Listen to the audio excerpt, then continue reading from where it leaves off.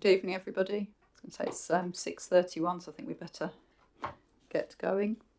So Ellie, you have to switch on the webcast. I believe we are now broadcasting. So first thing I need to read out to you is the fire evacuation procedures. So there are no fire alarms scheduled for this evening. Therefore, if the fire alarm sounds, please evacuate the building immediately. The fire exit is located at the side of this room. Exit through reception and meet in the War Memorial Park. Webcast of meetings. This meeting is being webcast live on the internet and will be available to view on YouTube after the meeting.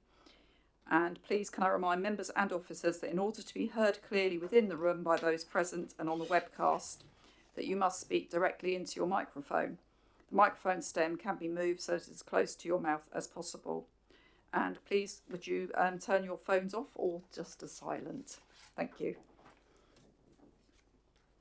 Okay, so I have some apologies. Councillor Kay Watts is replaced by Councillor Oborne. Councillor West is replaced by Councillor Lee. Councillor Hussey is replaced by Councillor Chapman. And are there any other apologies for absence or substitutions? Lovely, okay, thank you. Are there any declarations of interest? Lovely, thank you. And I'm not aware of any urgent matters.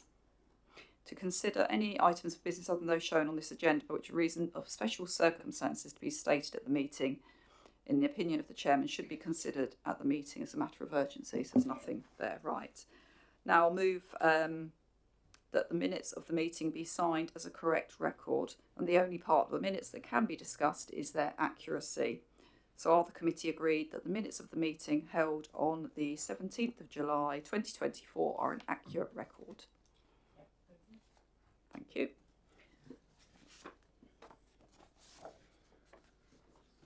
That's initial, wasn't it, on both?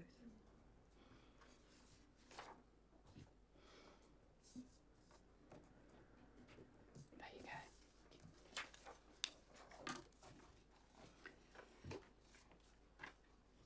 Right, okay, I'll move on to item 5, the tree appeal single issue panel.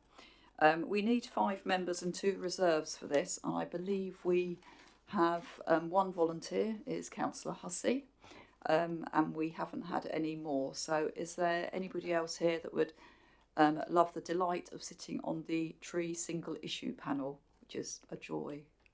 Yep. Excellent. Is there anybody else?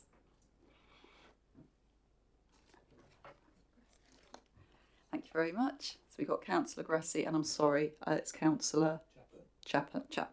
Thank you very much. So that's that gives us 3, and we're still short of 2. So I think that has to go out to the group leaders, I presume, and try and rustle up a couple more. Oh dear, tree leaf pun. Right, moving on to the main business. It's the ice rink, and this goes to the response to the council motion dated 22nd of February 2024.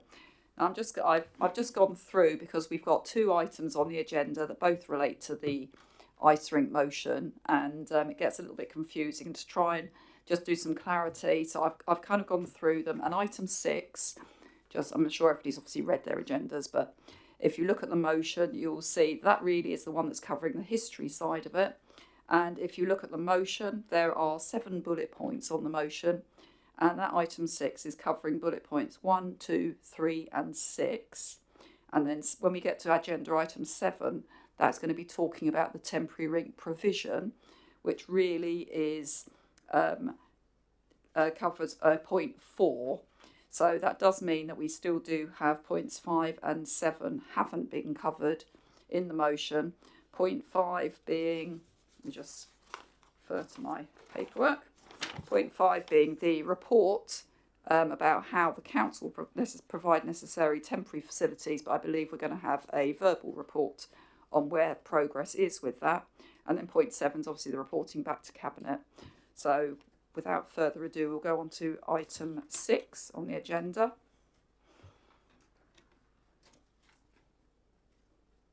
And Sarah, I believe, is going to introduce the report And we've also got Paul Martin and Liz Suat also present. So I think if Sarah, I think you would like to carry on. Thank you. Thank you, Chair, and apologies, I've got a bit of a sore throat, so I will bear with me and I will try and make it through. So this paper is obviously, as you said, in response to the motion at Council on the 27th of February. And it was then sort of resolved for the Scrutiny Committee to look at the history and chronology of the ice rink. And it was agreed that it came to this committee, this Resident Services Committee. So this paper sort of sets out the sequence of events over quite a long period of time since 1998, clarifies the contractual position and outlines the actions the Council's taken in relation to its contractual responsibilities, sort of in response to this motion. As I've stated, a key requirement of the motion was to examine the contractual history and events since 1998, when a decision was taken to dispose of the ice rink by way of a long lease.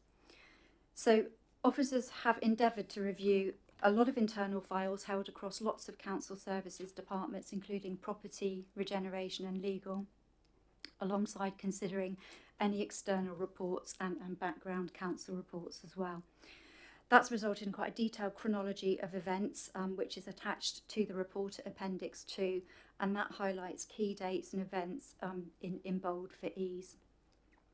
I think it's worth just highlighting at this point that this review has been undertaken by a relatively new team within the council, obviously under my new regeneration directorate. It's new officers in property services. It's been approached objectively and professionally, and we've tried to keep all of the information within the public domain and factual to enable transparent scrutiny and investigation by the committee. Appreciate there's a lot of history here, and it's going back over a long period of time. You know, there's probably a lot of public sentiment and opinion that's been expressed over that period of time as well. But I think from an officer's perspective, it's fundamental that this report is very factual, sets out the factual information, the contractual position of the council, and that it highlights the key issues the council faced.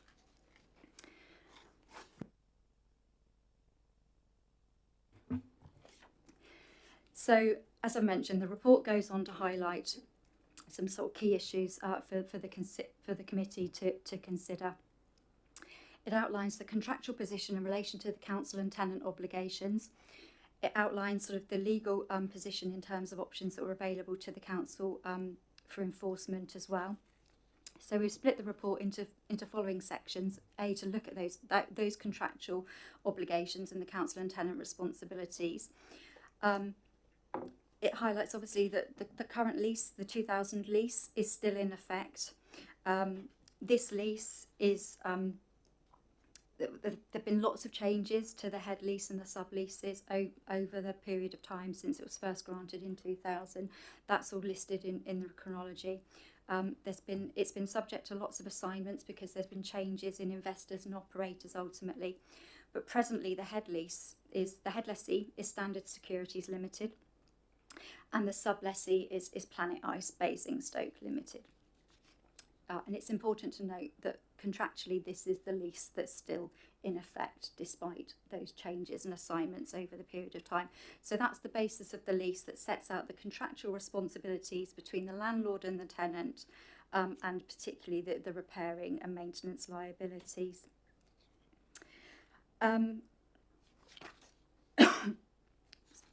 As a result of the decision to dispose of the property by way of a long lease back in 2000, the council holds the property as an investment property within its investment portfolio.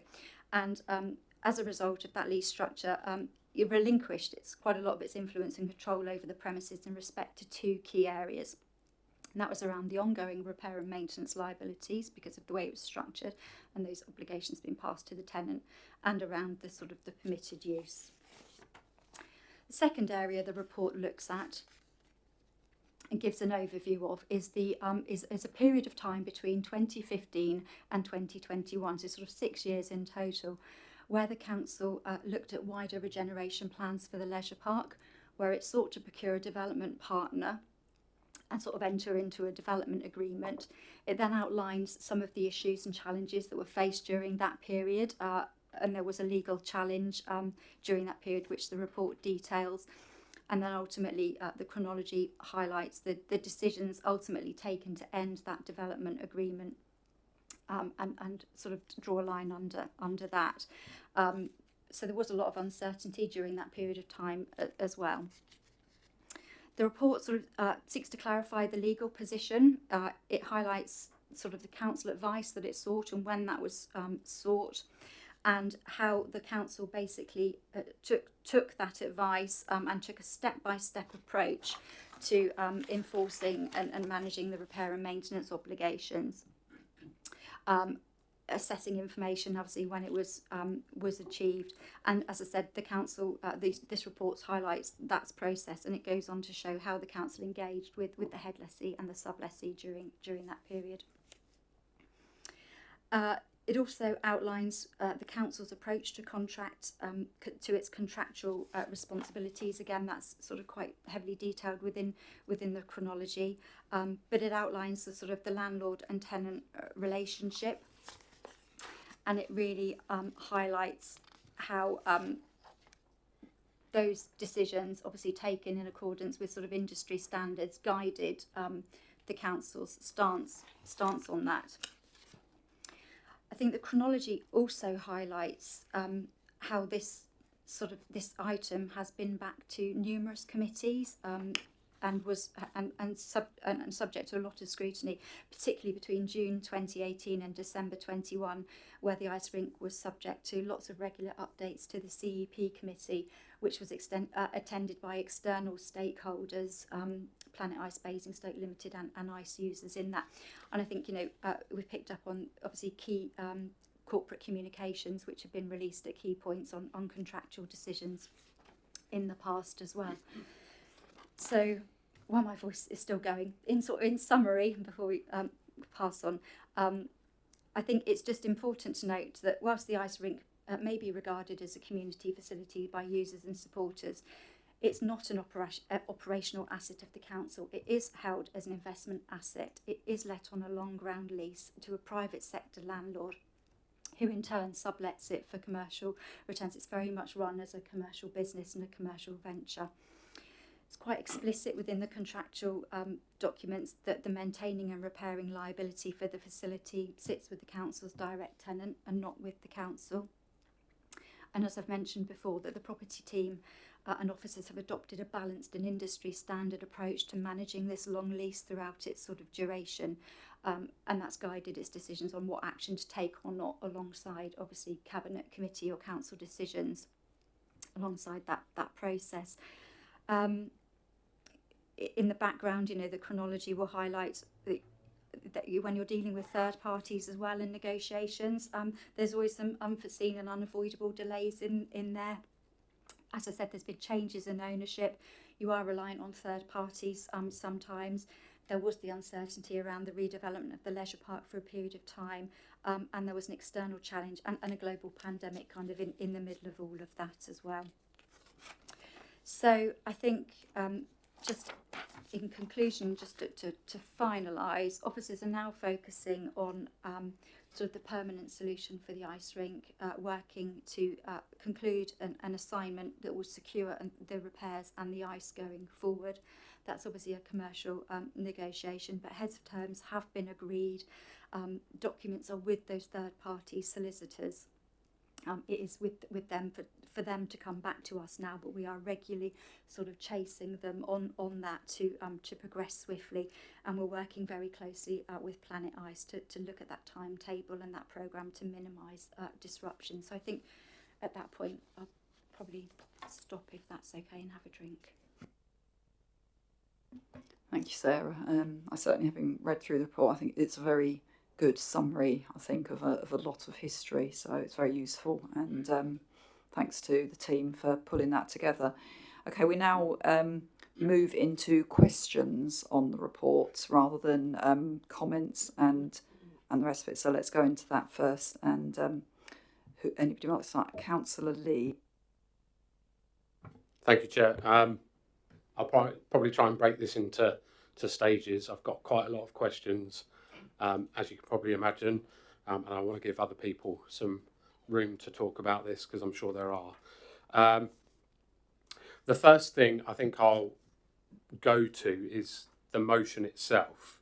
And the one thing that I think I've noticed that's missing, yes, a fairly comprehensive report that covers the majority of what was asked in that section of the motion, although we're still missing information on whether the council failed to meet any documented processes or procedures of its own. Anything that says that we must do X by Y, we must make regular checks on certain buildings. None of that exists within the report. So I'm just wondering, is that a mistake, or is that information going to come at some other point? So that's the first question. And then moving on to the report itself, I've got green post-it notes everywhere, and my wife is pretty annoyed that I've used half of a post-it note book up to try and just sort of dump some thoughts and questions down. So 2.6 on the report, it references the fact that the structural link between the Basingstoke Lido and the ice rink took place. When did that actually take place? What year did that take place in? Just so that I, for context, I understand the timeline of events a little bit clearer. 2.8. Is it correct that the operator is responsible for the maintenance of the building? And obviously, I think we all know the answer to that, but who is responsible for the maintenance of the building, the land that the building actually sits on, and where does ownership of building versus land start and begin? Because some of this is to do with the land that it sits on is structurally unsound. We'll go for 2.9. Were any surveys carried out by the council or Planet Ice, or Standard Securities for that matter, firstly prior to the sale of the head lease, then during the sale and leaseback of the lease to the various different operators, and was there any due diligence conducted during the initial sale and again the sale and leaseback? The reason why I ask is because at the time I know that there was quite, over this span there was quite a lot of ongoings between various different companies. I think Arena Group Basingstoke Limited, who were at risk of tax avoidance with HMRC, and I don't want to say the reason why, but the kind of the discourse around the groups at the time was that the reason why they were doing sale and leasebacks was to make sure that the ice rink was not part of the liquidation assets. So was any due diligence taken at the time? And then lastly, for the time being anyway, there doesn't appear to be kind of, which is probably right because otherwise it will end up being too big, but there's no details of what the terms of the lease actually were. So who had responsibility for what, what the obligations on the council were as part of the lease, and again in reference to specific timeframes that any surveys, checks had to be conducted within that part of the lease. Cheers, Joe. Okay.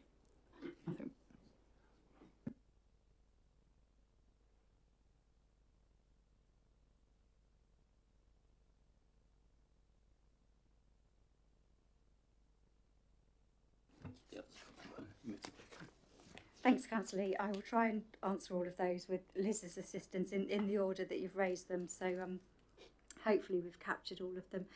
With regards to the point of the motion that you don't think was covered, I think it it was clear from the chronology when we went through and obviously reviewing all of the information that we had on file, that contractual procedures were followed, and the conclusions officers came to that decisions were made in accordance with the council's governance procedures, and that appropriate approvals were sought at sort of key points for key events. With regards to the second point, which was, I think, around sort of surveys and checks on buildings, I think, wasn't it? In order of questions. I was trying to do it in order. Apologies if I got the order wrong. When did the demolish? So the chronology obviously highlights that during sort of 99 and 2000, there were various reports to committees, and again, some of this was obviously, you know, commercially sensitive or confidential, so we haven't been able to obviously relay all of this information. But there were lots of accompanying reports that obviously considered that disposal. I will ask Liz if she's aware of any specific surveys, but I think, you know, officers are relying on what information was on the file and what we could find, and, you know, if we haven't covered something, we can certainly take that away and look to do so. But I'm sure as part of that process there were surveys. Well, sorry, just.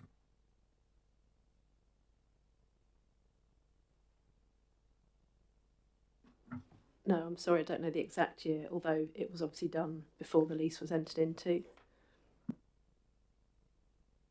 So yeah, I think, you know, the chronology highlights the period of time that was done between sort of 99 and sort of 2000 there.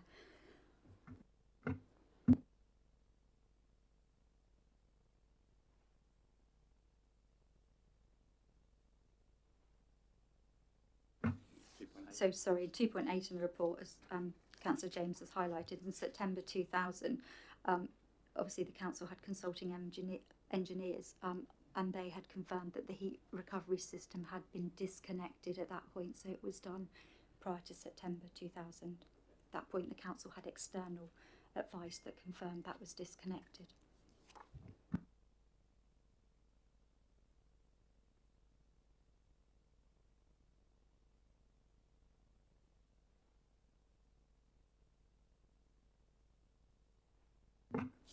You then had queries around who was responsible for the external envelope of the building.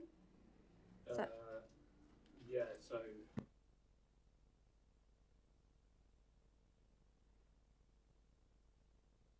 Sorry. So yeah, the operator is. It's correct that the operator is responsible for the maintenance of the building.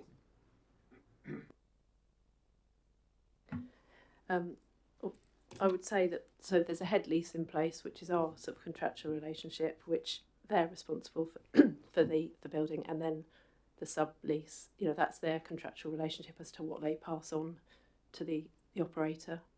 Okay. So that's a 60-year lease. So as we understand it, yes, most of that is dealt with by the operator. Okay. And the responsibility of the maintenance of the land that it sits on?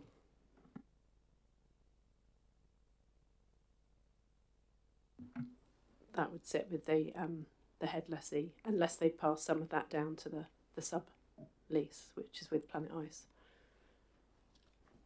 Okay. So it was my understanding that we owned the land that the building sat on. Am I correct? Yes, we do own that, but it's subject to a long leasehold interest. Okay, and who then? So the standards, not Standard Security, it would have been Planet Ice Limited at the time. Is that right? We're responsible for both the land and the building.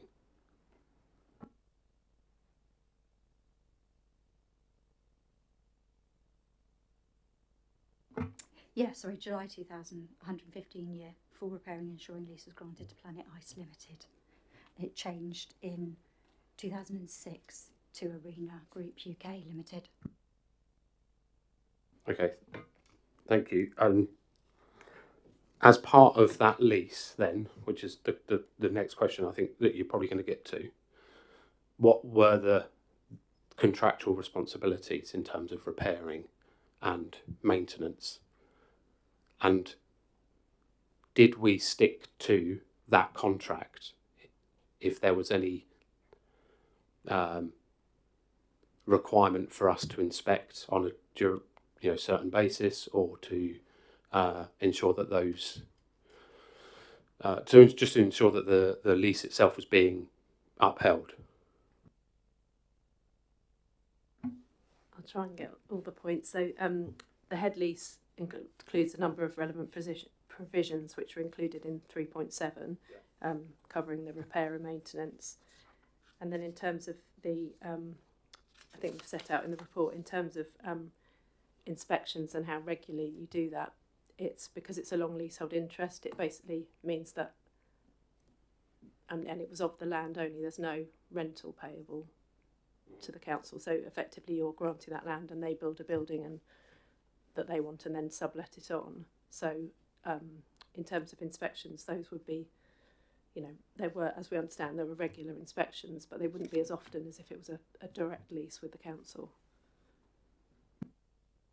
Sorry, Chair, just on that then, what's considered a viable time limit in terms of those inspections then from the council? I can't say what was in place at the time because our records. I think that's it. 2.12 just again highlights the fact that it was let on a full repairing and ensuring long leasehold basis. I think Liz has tried to explain the difference between the freehold and the leasehold, and obviously the head lessee situation.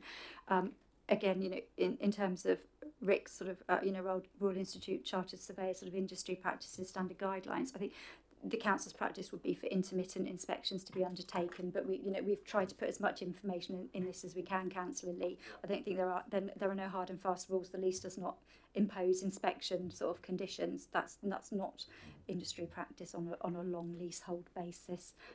It would be when issues come to light, or if the council had cause to go in and inspect, then obviously it can invoke its rights to do so as landlord. Okay, so Councillor Leach and Councillor Fawkes would like to just. Yeah, sorry. Thanks very much. You can take a wee break. I think for me, the issue here, which is a really important one, is that there's been a lot of criticism aimed at the council that we didn't take what would be considered to be reasonable landlord responsibility to check that the person leasing that building and that area was fulfilling the terms of that lease. And that for me is very, very important, because it's very important to our residents, because I think they felt that we took our eye off the ball. So without wanting to repeat what Councillor Lee has said, I think what he's trying to get at is, was there not some legal obligation that we should have been checking that building? Because the paper doesn't tell us that. It's too high level.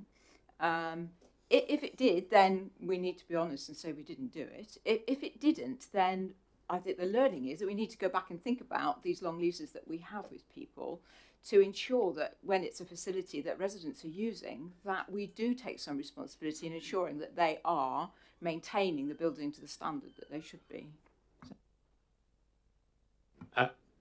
And just on that, it was something you mentioned just then, Sarah, that ordinarily it would be intermittent. The industry doesn't define what intermittent is. Okay, however, if something came up, then we might go in and do something. And something did come up in July 2011, and it wasn't until many years later, 2016, when a survey was taken.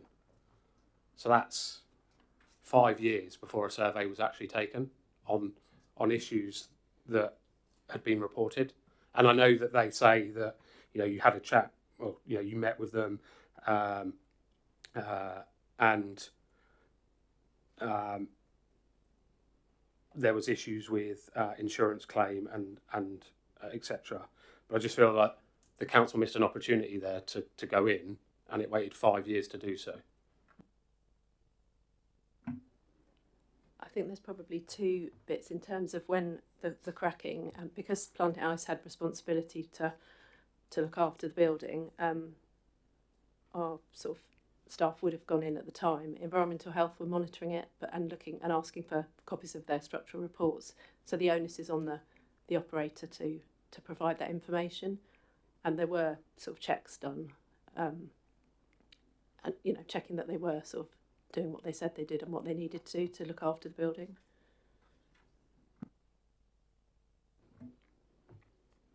Is there anybody else got any other questions?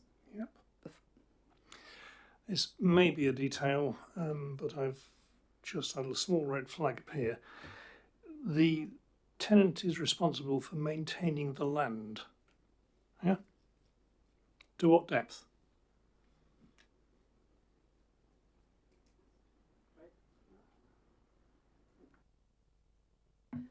So I'm afraid I don't know, that hasn't come up before in terms of depth.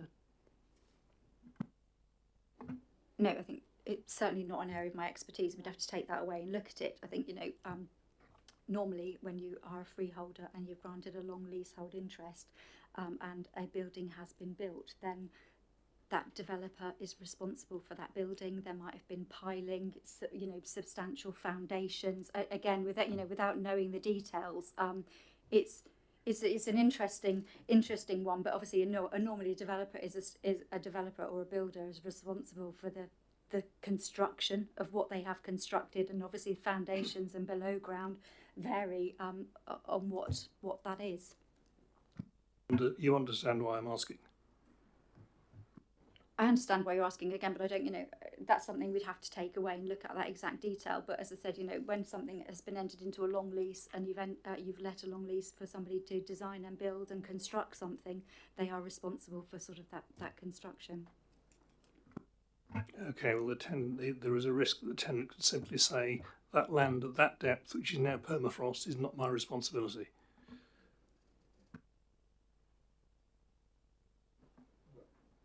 And Chair, sorry. So I've got Councillor Dillow next. Yeah, it was about the permafrost, and actually, obviously, who's legally liable for that? Is it the person that's responsible for not, because of the structural cracking? Obviously, the permafrost is on our land, but are they responsible for rectifying that because of them not fully repairing, or because of an issue? Do you see what I mean? It's 2.13, 2.14. So are they liable for the permafrost?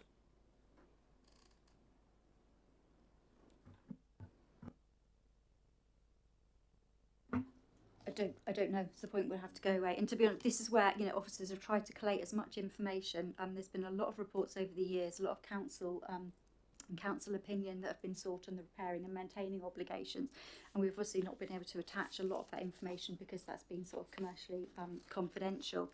And these may have been questions that have been subject to previous scrutinies. We've just tried to collate as much information as we can. I think we'll just have to take these points away and report them to Cabinet.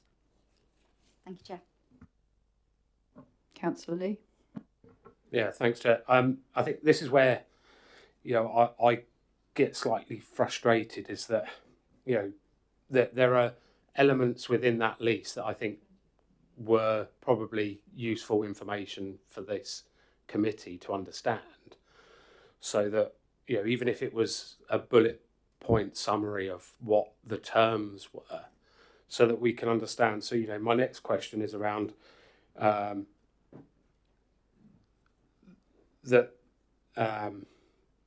it's a fully repairing and insuring lease, but were, like I've said, were there any responsibilities from the council as part of that lease to do anything? We don't know, because we've not got a summary of that lease in front of us to say, actually, the council was responsible to do intermittent surveys every year, or as part of the agreement that was agreed with them, because it is under a repairing and insuring lease. So how are you ensuring that they are repairing the building that they're on?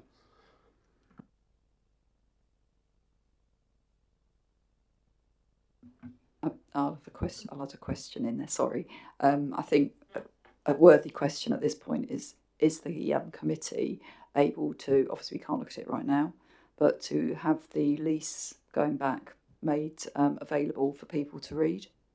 for those that wish to. I think I can answer your question. Just read the lease states throughout the term to keep the whole and every part of the demised premises and all additions thereto and all fixtures thereon and the drain, soil and other pipes and sanitary and water apparatus which serve the demised premises and the adjoining property exclusively in good and substantial repair, order and condition. So that would include the soil. Councillor Excuse Lee? me, that refers to soil pipes, not soil. Yeah, okay. What I was talking about was the land a couple of metres below that. Yeah. Councillor Lee? So it says that the lease is based on, you know, fully repairing, it's responsible for X, Y, Z. At any point did the council check that they were keeping up to that lease? obviously we can only speak on behalf of officers that have been active in the council's property team over the last couple of years, certainly since my tenure. But I would like to think that the council employs RICS qualified chartered surveyors in its property team. Any property surveyors that have dealt with this over the period of quite a significant tenure would be checking the lease and the reliant on the basis of the tenant and landlord obligations in the lease, and that is what they are enforcing. That sort of forms the basis of that. And sorry, Chair, in response to your other question, yes, we'll probably have to review that from a commercially confidential perspective, but I don't see any reason why we can't take out the relevant extracts and then forward that to the committee. I was going to say anecdotally, when I've spoken to people who have been around in the past, and some people here may recall, but I do believe that the council were pushing the tenants to do repairs, and there was a lot of it wasn't happening as fast as possible. I don't know if anybody else can collaborate that, or who was around before.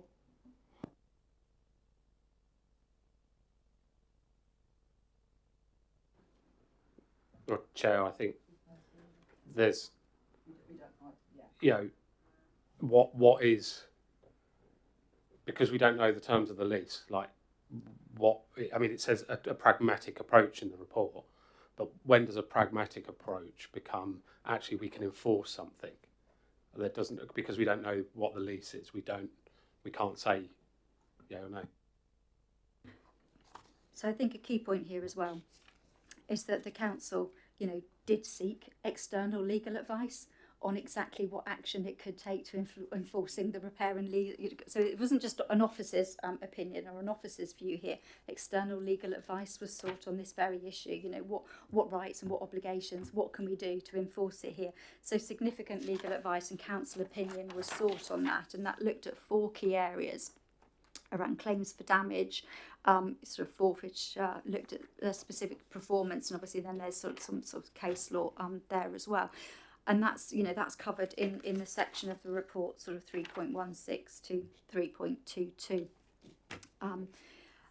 And it does go on that advice, that council's advice, was to adopt a step-by-step approach in considering how we can enforce the tenant's repairing obligations. So the fact that the council went out, it got external legal advice, was obviously part of an in-depth process looking at this specific issue about what it could do to enforce the repairing obligations, and what that would have obviously reviewed the leases and all of the contractual obligations as part of that process, as part of any sort of external council advice would.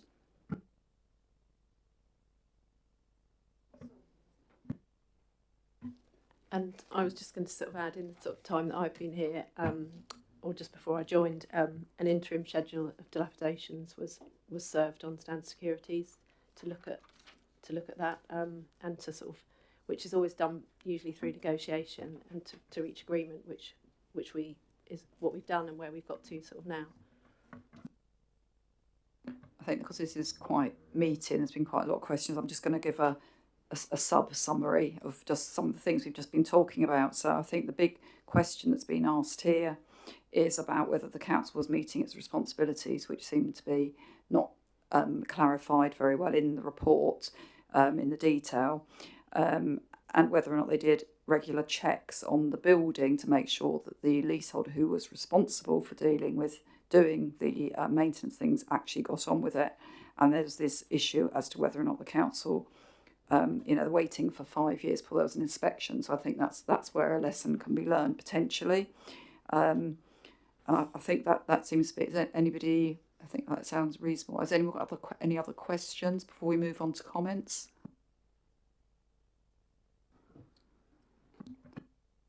Councillor Lee.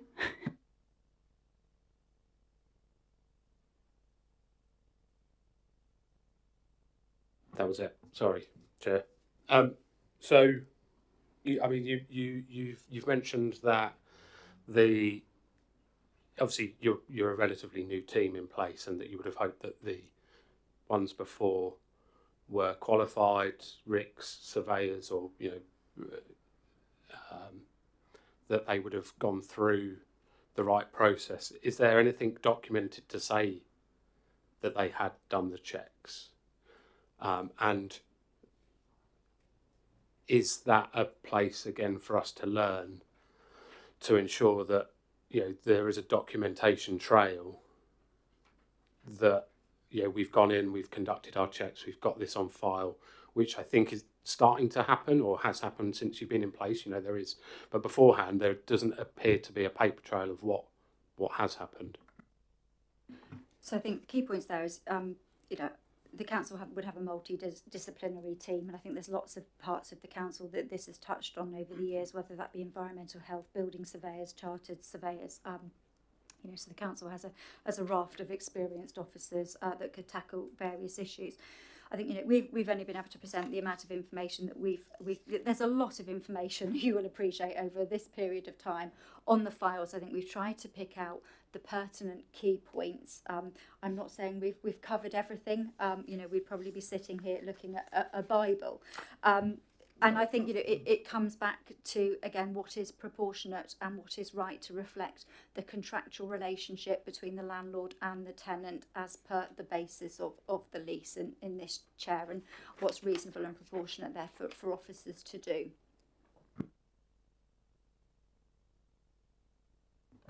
Any further comments from anyone on this item? Councillor Slimin. Sorry. You mentioned the council's report, and I think that went as a confidential item long before my time.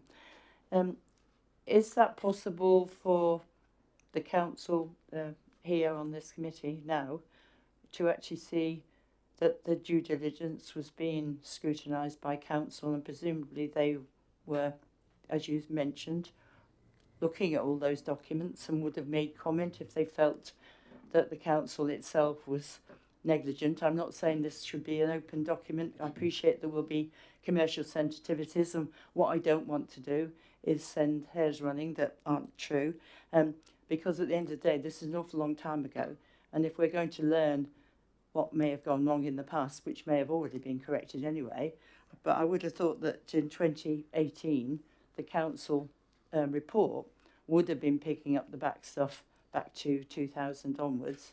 And so that would have been 18 years of due diligence, presumably, if they were telling the council that they were liable for prosecution, or they wouldn't stand up in court and be heard. That presumably was something that the then council and the then cabinet would have been aware of. So if we could actually, even if it's only a summary of that document, know who perhaps the council was and what their conclusions were. So thanks, Councillor Simon. I think there's a key point in there, because obviously the chronology that we've put here does highlight how much scrutiny there was, as I said, between June 2018 and sort of July 2021. This topic was the subject of almost monthly reports to the CEP committee. We've tried to list and put all of those papers and references and give a summary those committee conversations. And obviously, you know, those minutes are in the public domain where they're above the line. I think where probably some of those contractual issues and some of the issues around the legal advice, the repairing obligations, probably under the line in the pink papers. And as I've sort of said right in my introduction, we purposely have tried to keep this in the public domain to be transparent and have to have that public scrutiny tonight. But that's not to say that during those sort of 3 years with monthly reports to those committees that there wasn't that level of detail in those pink papers, but obviously before my time as well. Thank you. Anybody else got any? I think we've done questions really. I think it's really just moved on to comments. Alex? Oh, more questions? Yeah, more questions. I'm surprised that nobody else had any additional questions, considering the context of the report and how hot it is amongst particularly all groups. But it just, I'll probably move some aside. I think we're not going to get into the weeds of leases and stuff. But I'm not a surveyor. I'm not into building. I'm a principal delivery lead in tech, and so I had to look up the meaning of an interim schedule of dilapidations, because it made no sense to me really. And it talks about a report typically prepared by a landlord that outlines the repair or maintenance work that a tenant is responsible for under the lease. So we know that they're responsible for fully repairing and maintaining the building itself. I guess we don't know within the lease itself whether there was a time limit for repairs to be completed if an interim schedule of dilapidations was issued to them. So I did ask around, and I think people have come back and said that if there is nothing in the lease, then reasonable expectations of a time frame of about 1 to 3 months for the repairs to take place. But it seems that we've gone from issuing the lease, the interim schedule in 2021,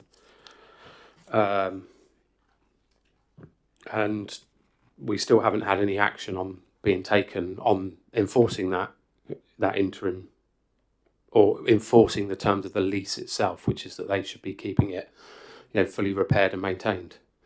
I just wonder as to why we haven't taken that enforcement action, and is it based on the previous counsel that was taken by lawyers, solicitors, whatever it may be?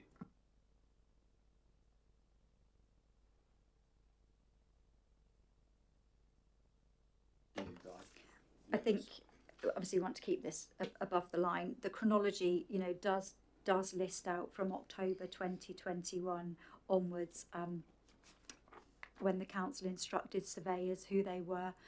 It does list details about serving the interim schedule, and then gives a bit of a chronology about that, Liz. I think still keep staying above the line. Is there anything you wanted to add on that?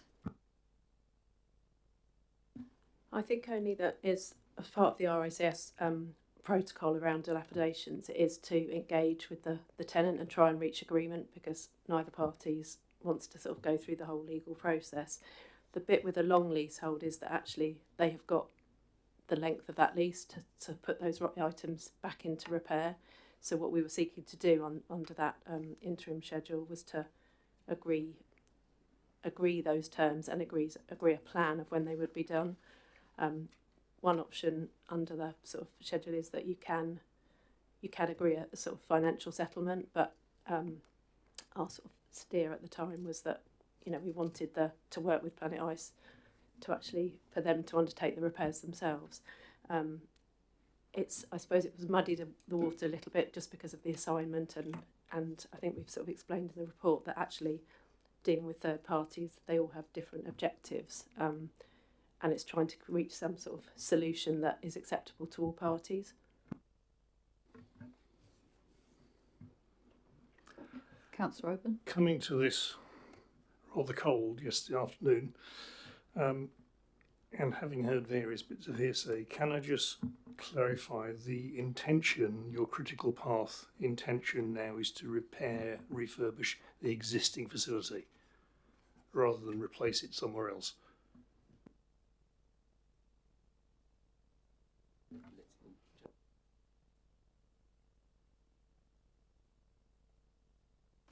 From an officer point of view, there is a long leasehold, still with 60 odd years left to run on it. Officers, you know, have to make best use of officer time, been trying to finalise the assignment which will secure the repairs once and for all and get the building back into a good working position and secure ice in Basingstoke from the officer's perspective. But that is against the backdrop. There is a long leasehold, still with 60 years left to remain. Liz, is that fine?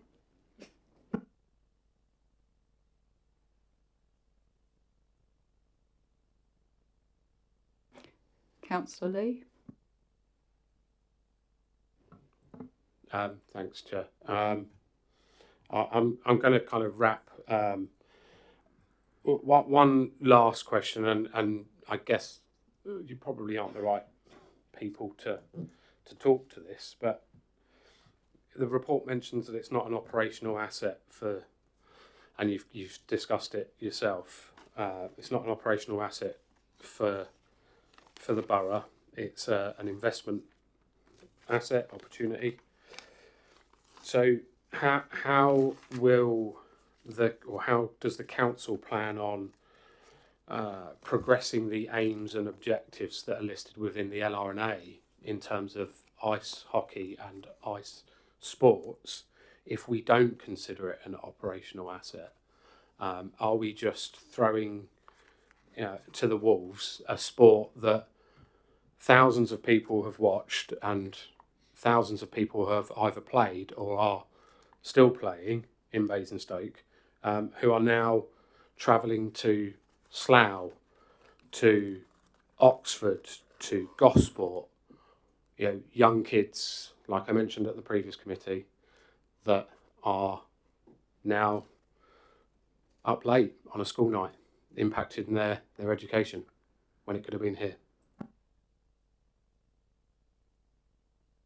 So if I just quickly clarify, you're right, I did identify this is held within the council holds operational assets, it holds investment assets. This is an investment asset held within the investment portfolio. As I said, we try to keep this report factual and contractual. So that is the position there. And then I think the second part of that question I'll pass over to Councillor Morrow. Yeah, thank you. So yes, ice hockey is in our built sports facilities strategy. It's that we advocate for future ice in Basingstoke. At this point, the way we do that is that we make sure that the repairs get done. Thanks.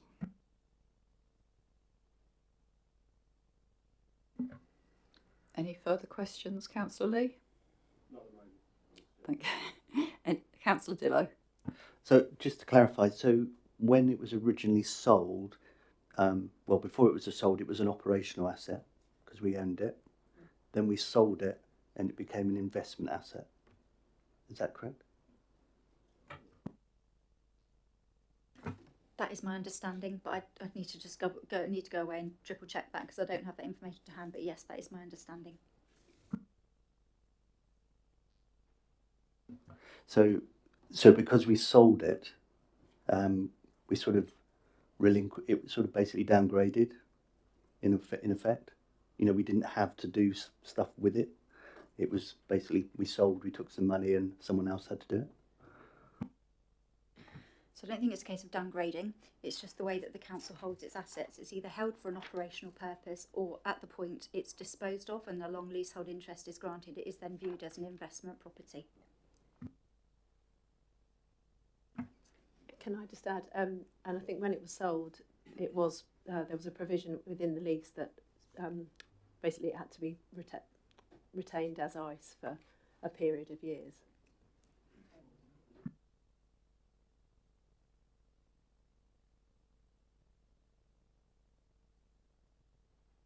Councillor Lee.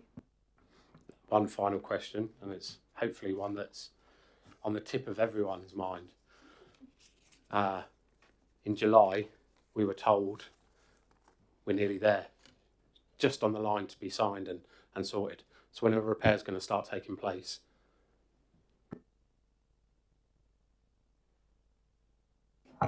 We don't know. Planet Ice don't know. The 30th of August, you'll see the decision notice is published. The agreement has been reached. It's now in the hands of their lawyers. I suspect it's a complex regeneration project, and they've got a lot of contractors to line up, and I'm guessing that's what's happening, but that's speculation. We won't know until they say this is a date. They have committed to telling the ICE users first, along with us, it'll be a joint press release. Anything you see, one thing that is concerning them is the amount of information that's sitting on various social media sites, which is coming up with lots and lots of random stuff, none of which, or most of which, must be wrong because it's all different. And that's deeply concerning them. So they've made it clear that when they know, they will tell the ICE users through us, with us, in partnership, and that's when you'll know. And anything else you see otherwise is speculation and guesswork. So I can't add anything to that because I don't want to add to the speculation and guesswork, if you know what I mean, just making it worse. Right, Chair, can I just come back? So we were told that, and I believe this isn't pink paper related because it was mentioned during the last, what's the committee now? Resident Services Committee, that they have a time period once the lease has been signed over to complete works, and that was a long. I'm not going to start mentioning maybe like the duration, but there was a very short time period for certain works, and then a longer, for the whole lot that was within the survey itself. So are you saying that the lease has been signed now and so they have the initial time? The clock hasn't started ticking, is my understanding. Liz will confirm. So the lease has been agreed in principle. It's now with lawyers to do what lawyers do. The clock starts ticking as soon as that's assigned. And from the conversation, they are keen to get on with it. But even when they give me a date, I wouldn't want to repeat the date because it just starts another hair running. The only thing they've said to us is they do expect, they want to get the ICE users back in there, the sort of the ice dancers, the speed skaters and hockey teams in there as quickly as possible because they need the money, frankly, I think. But I wouldn't like to put a time frame on it. They're not willing to put a time frame on it. The only thing they have said is it would be significantly less than a year to get the regular ice users back in the ice rink. But again, until they've dug in the ground. That's their intention, but don't hold me to that.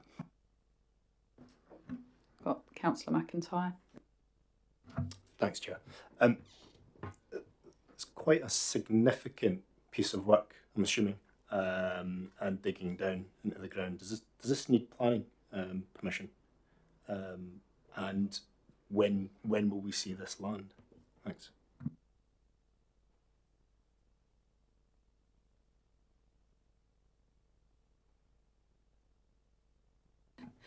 Yeah, I think we're waiting to see what their specification is.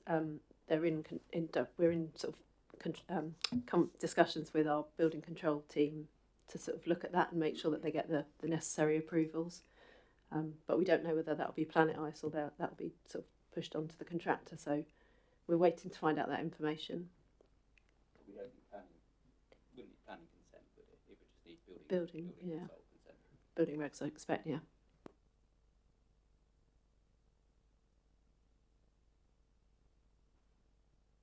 Even if they're digging down for the permafrost, I mean, and again, this is don't want to add speculation or anything like that, and I am not a structural engineer, but to me that sounds quite significant. That's outside my area of expertise, but it would be down to Planet Ice to get the necessary consents.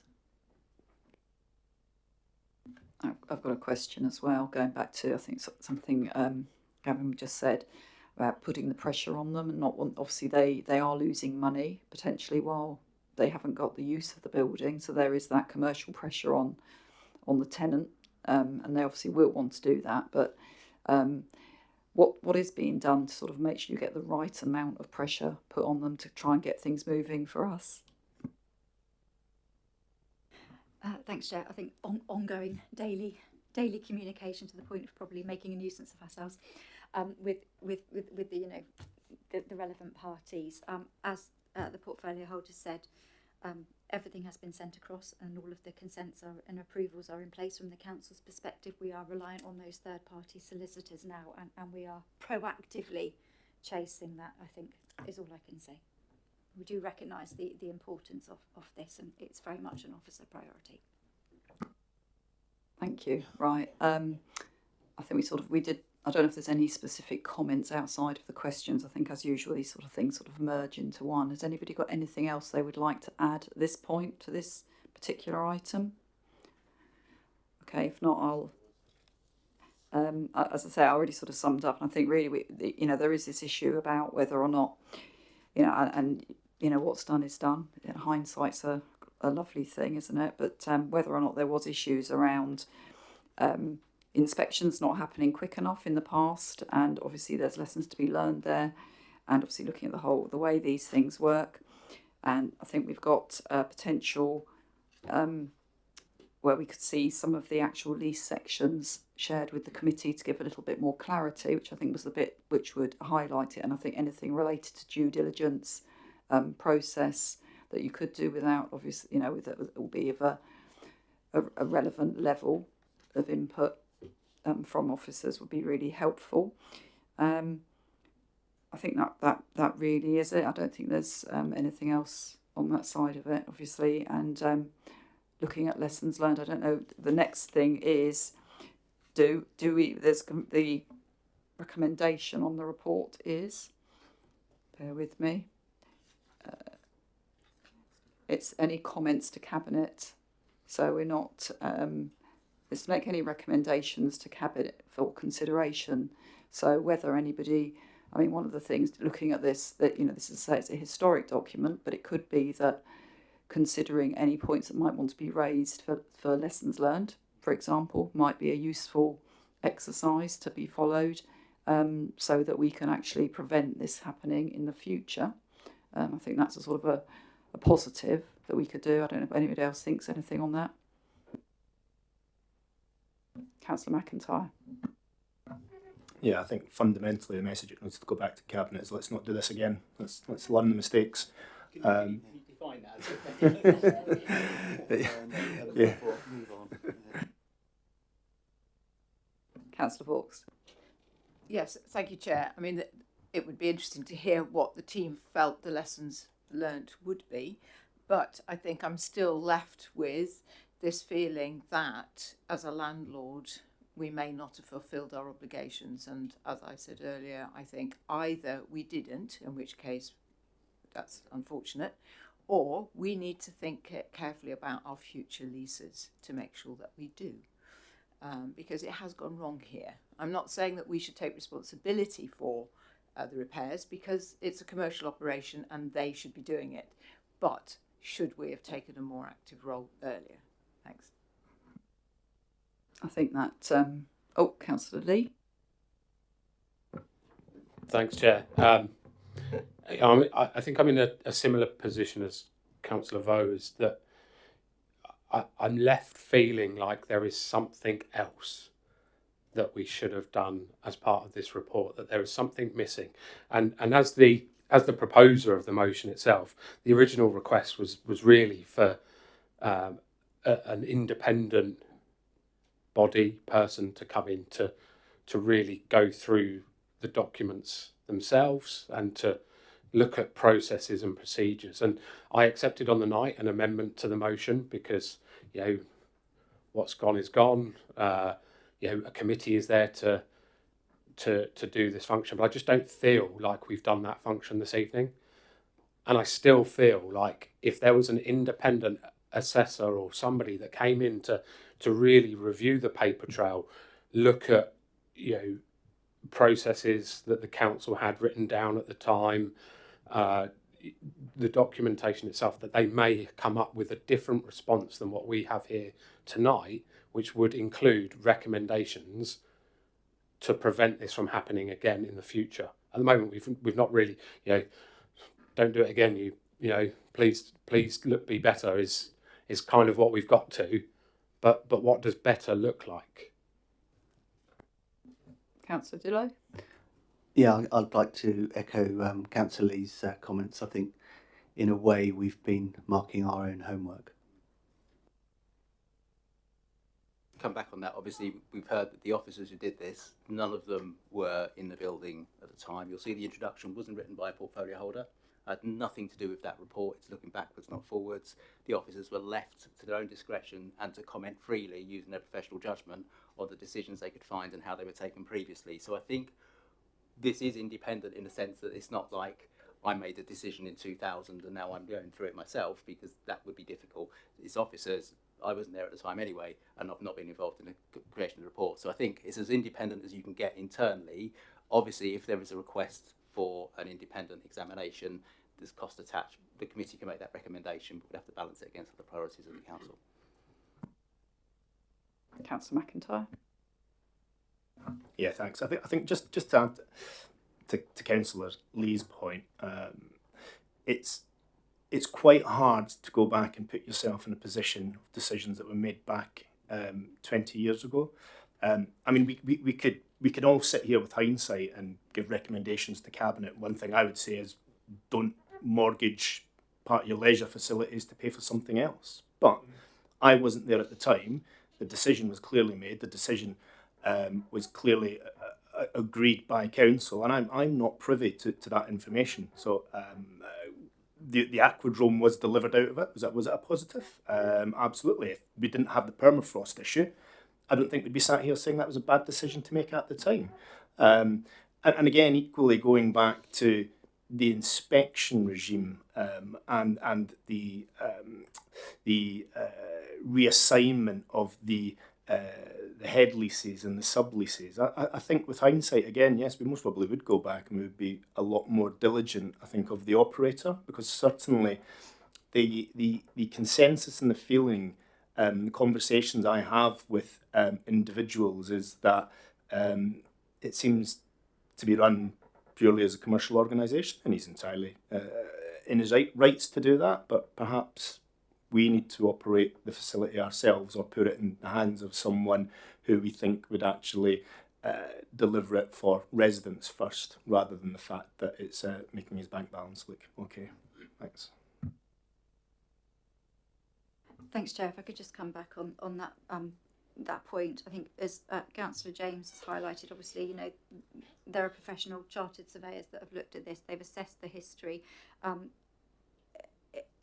Investigation is only as good as the information you can access and what you can provide, you know, and obviously the officers have spent a lot of time trawling over files. I think as Councillor McIntyre has just highlighted, you know, in terms of processes, decisions that were made, whether they were the right or the wrong decision, decisions were made, processes and approvals were followed, you know, and I think this report thoroughly documents and has reviewed that and come to the conclusion that whatever decisions were made by various committees, cabinets, councils, then the appropriate actions were taken. So I just wanted to add that. Thank you. Right, I think just listening to people, I think there's two things here. One is obviously the lessons learned from the past. The other is obviously looking to make sure that we have process in place to make sure it doesn't happen again. And I think talking about the independent side of it, I think it's possibly looking at a review on current processes and actually scrutinising what the current processes are around these sorts of facilities where we are doing it. So I think that might be something to sort of think about and how we could put that to Cabinet. Councillor Lee?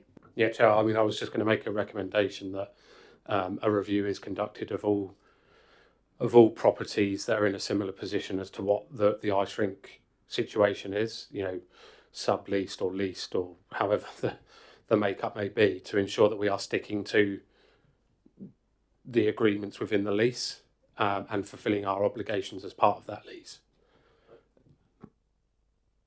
We obviously have a lot of properties. Some we own, like this, we own the freehold, not the building. Some we own the building. We get a bit more involved, we own the building. So that's an awful lot of checking to do. Now, traditionally, with long leaseholds, you lease the building and it's in the occupier's interest to maintain it to a good standard so they can continue to profit from it and profit and use it, and also it maintains its value. I did ponder, as you were talking earlier, about whether or not we should be looking at a different rule for properties that we own where the public go into, because this is the issue here, the public use it beyond the environment and health stuff. The problem is we also own things like shops, supermarkets, etc., DIY stores, which would then technically have to go and inspect. I mean, an ice rink is unique because no one else is freezing the ground that their building sits on and then heating the air around it.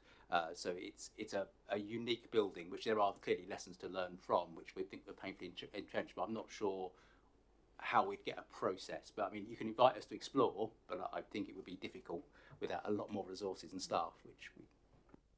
I'm just going to add to that, actually. I think that's, although you said we've got a lot, I think actually we obviously do have lists of our property and we know what they are, and we can know what their purposes are, and they can be given a sort of a RAG status of inspection and or some sort of inspection schedule, and having a look to see which ones may well come out as being requiring it. Others, things like shops, potentially are going to be very much low level, may not need anything.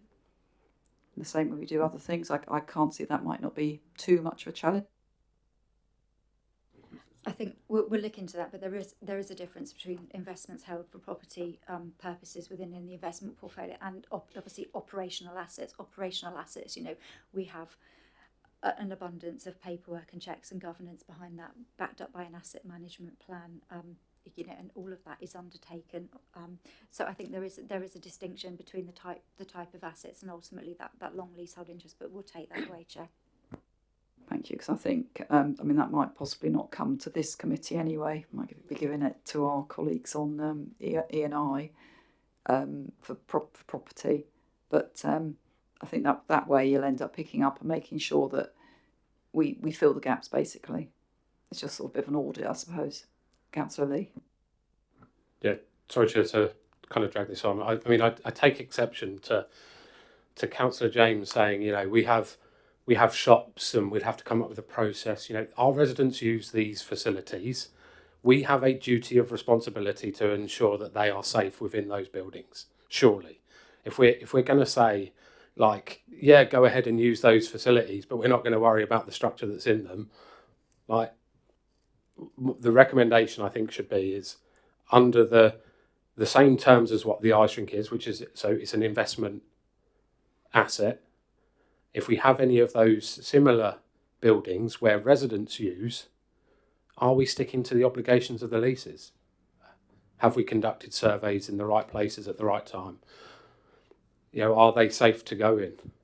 I bet we can find others that aren't.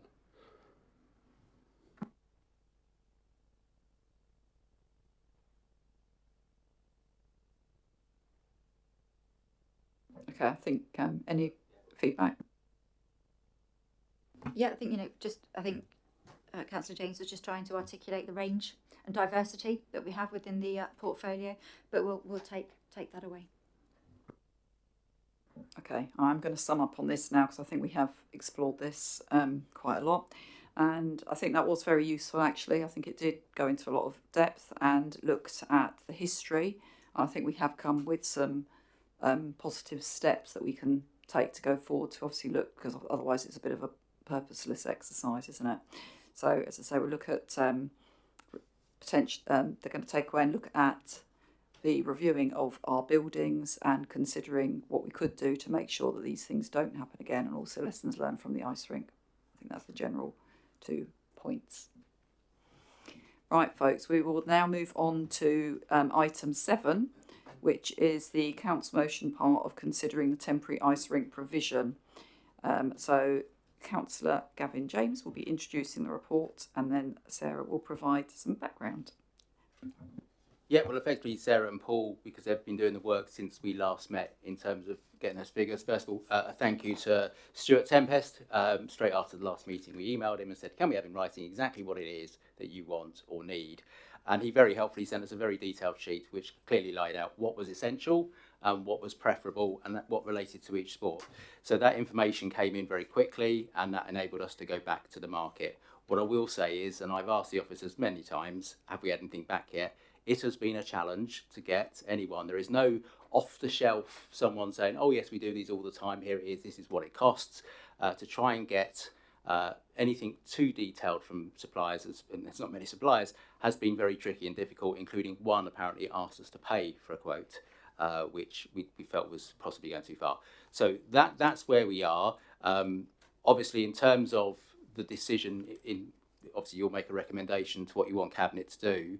I can't answer any questions about dates, as I've covered earlier. Probably the only thing that's worth being in the context of a decision or a recommendation that you make is we suspect, as best as we know, that this isn't a year. It is going to be significantly less than a year. Don't hold me to that, but that's what Planet Ice, the last information we had from them. We've tried to get an update and confirm what they're willing for us to say, but they're reluctant, I think, to put themselves to any date. So that's what we've got at the moment. So that's what you're looking at. We'll go through the quotes. I'll hand over to Paul and Sarah to do what the information they've got back. The real decision, really, I think, is does this committee, can it raise the relevant, does it believe that we should raise the relevant money? And if so, an indication of how they think the Cabinet should do that, because it'll have to go to full council to be voted on. And the other thing is, if you can raise the money, do you consider it to be a council priority?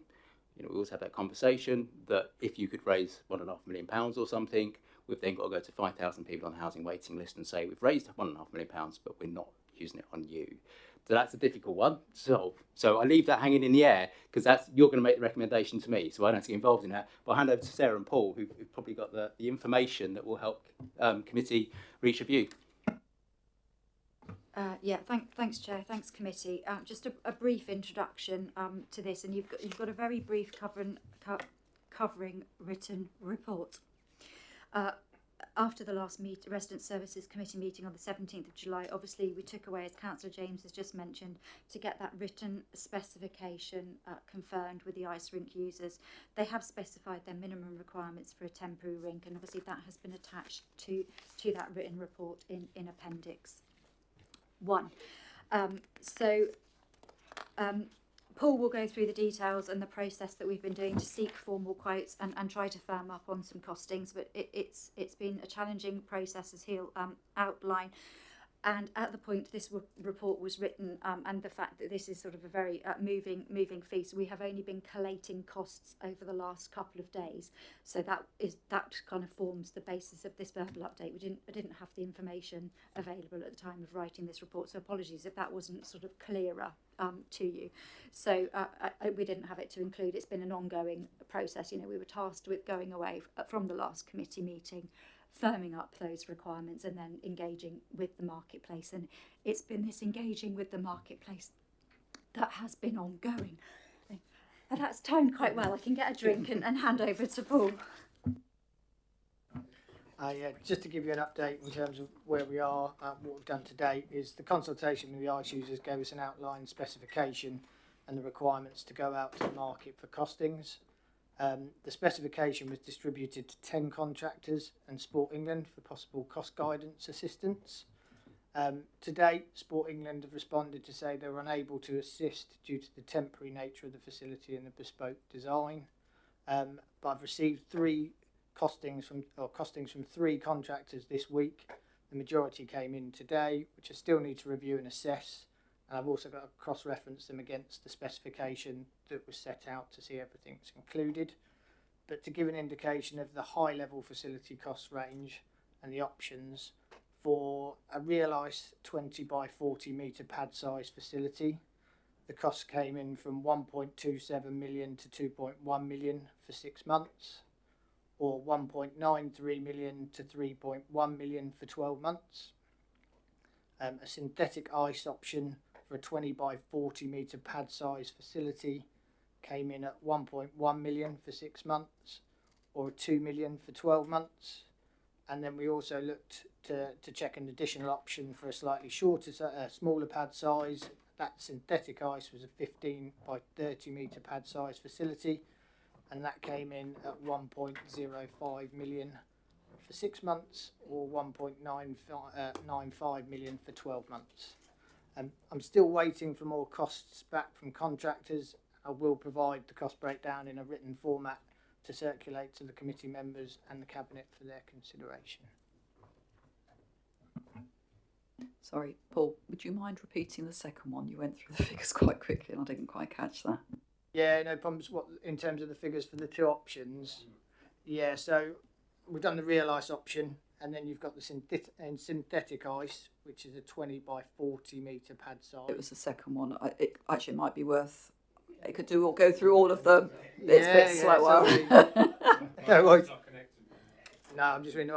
So yeah, for a real ice facility of the size of 20 by 40 metre pad size, the range came in at 1.27 million to 2.1 million for 6 months, or for 12 months it was 1.93 million to 3.1 million,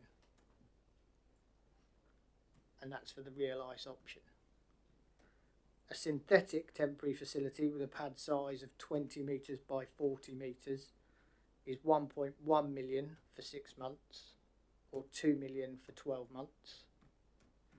And then the smaller version of a 15 by 30 metre pad size facility was 1.05 million for 6 months, or 1.95 million for 12 months. That's synthetic as well, yeah, synthetic 15 by 30 metre pad.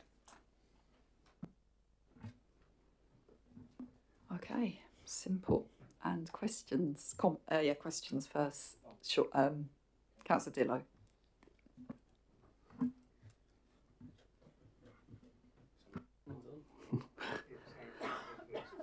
Thank you for the report. Basingstoke's ice rink, yes, it's an asset, but it's also a unique facility in our town. It's not just a venue for sports, but a true, and many consider it a true community hub, where people of all ages can come together to make friends and build connections. When it closes, there will be nowhere, and this is the unique thing, there will be nowhere for local skaters, young and old, or ice hockey players to train and enjoy their sport. And that's the important thing that we have to keep in mind here. This will impact not only the athletes and their mental well-being, but also the livelihoods of the professional coaches that use this facility. Also, local businesses at the leisure park will be affected, who will suffer from decreased footfall when it closes. So it's probably common knowledge that we are probably one of the wealthiest councils in the country. We have over £8 million in our Resilience Reserve Fund. The question is whether we can afford a temporary. The question isn't whether we can afford a temporary solution, but whether we choose to prioritise it. And as councillors, we are elected to represent and support our communities. It's our community's money. So if we don't support our communities, my questions are, what will the fallout be? Do we really want to see hundreds of skaters forced to travel long distances, increasing the cost of participating in their sport? Or worse, leave the sport altogether? So do we really want to deprive them of an outlet that helps maintain both their physical and mental health? So it's all about priorities and making the right decisions for our communities. So that's my question. It's all about what decision does this council want to do? What priority do we want to make a temporary ice rink to be? Is it a top priority for our community, or do we just dismiss it?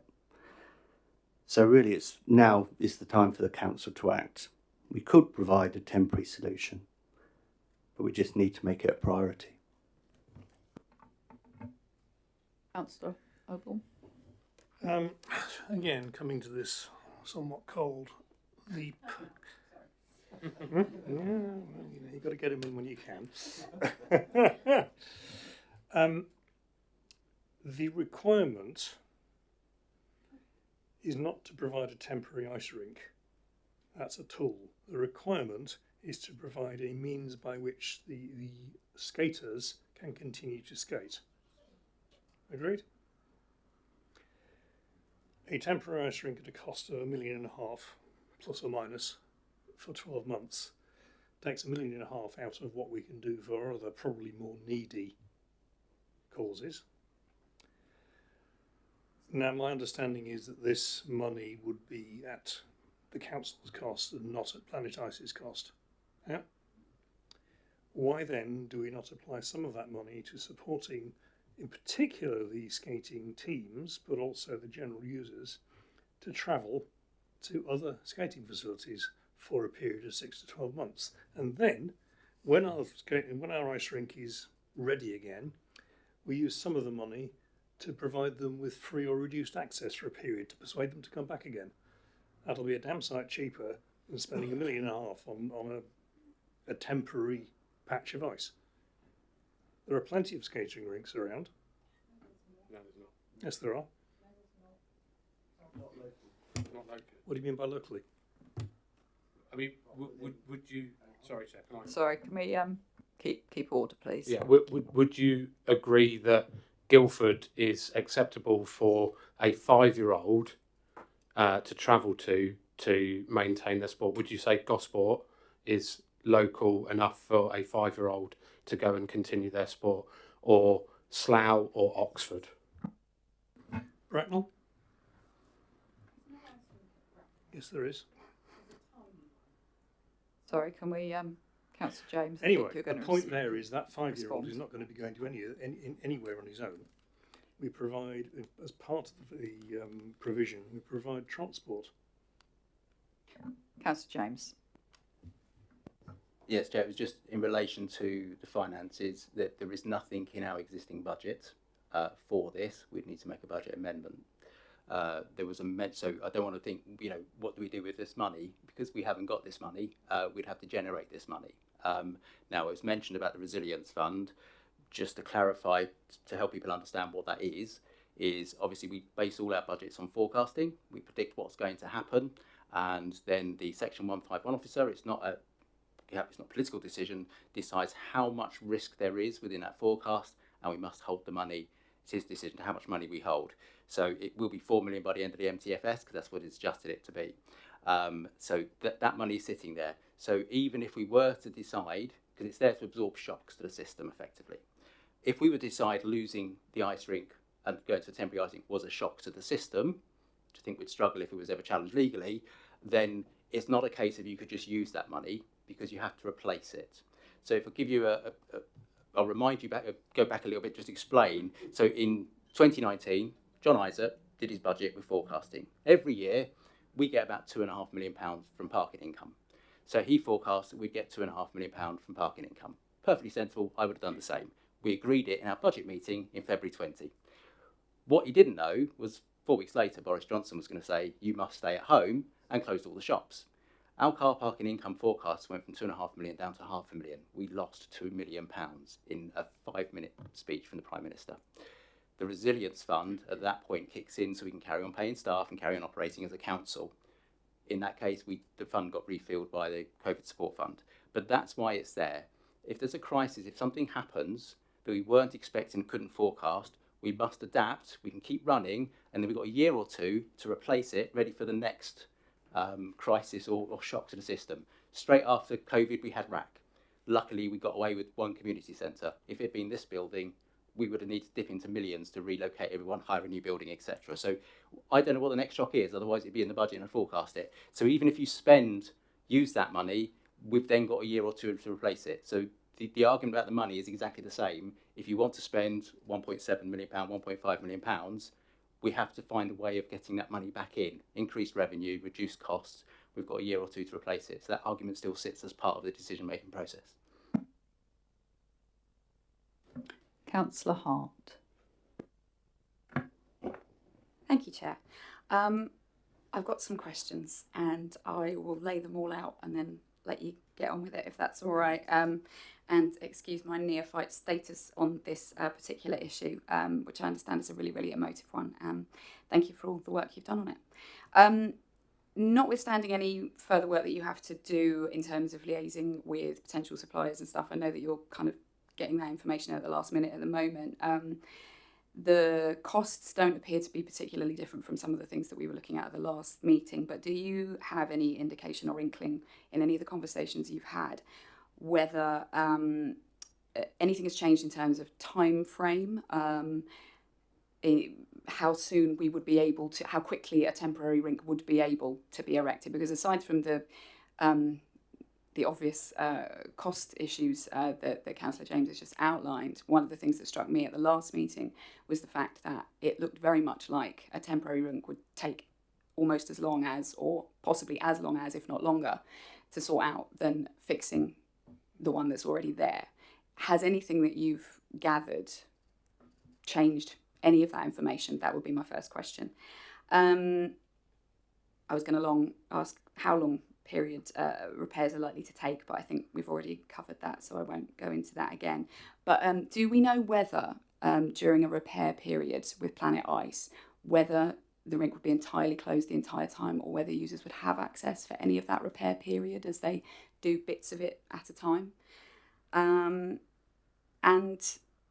yeah, I think I'll just finish by saying that I would echo what Councillor Oban was saying about can we recommend perhaps as a committee ways that we go away and examine ways of supporting ICE users to transition through this period, to get back on their feet afterwards, whether it's by some of the methods that the councillor was saying, or whether it's other ways. Can we potentially examine ways that we can do that?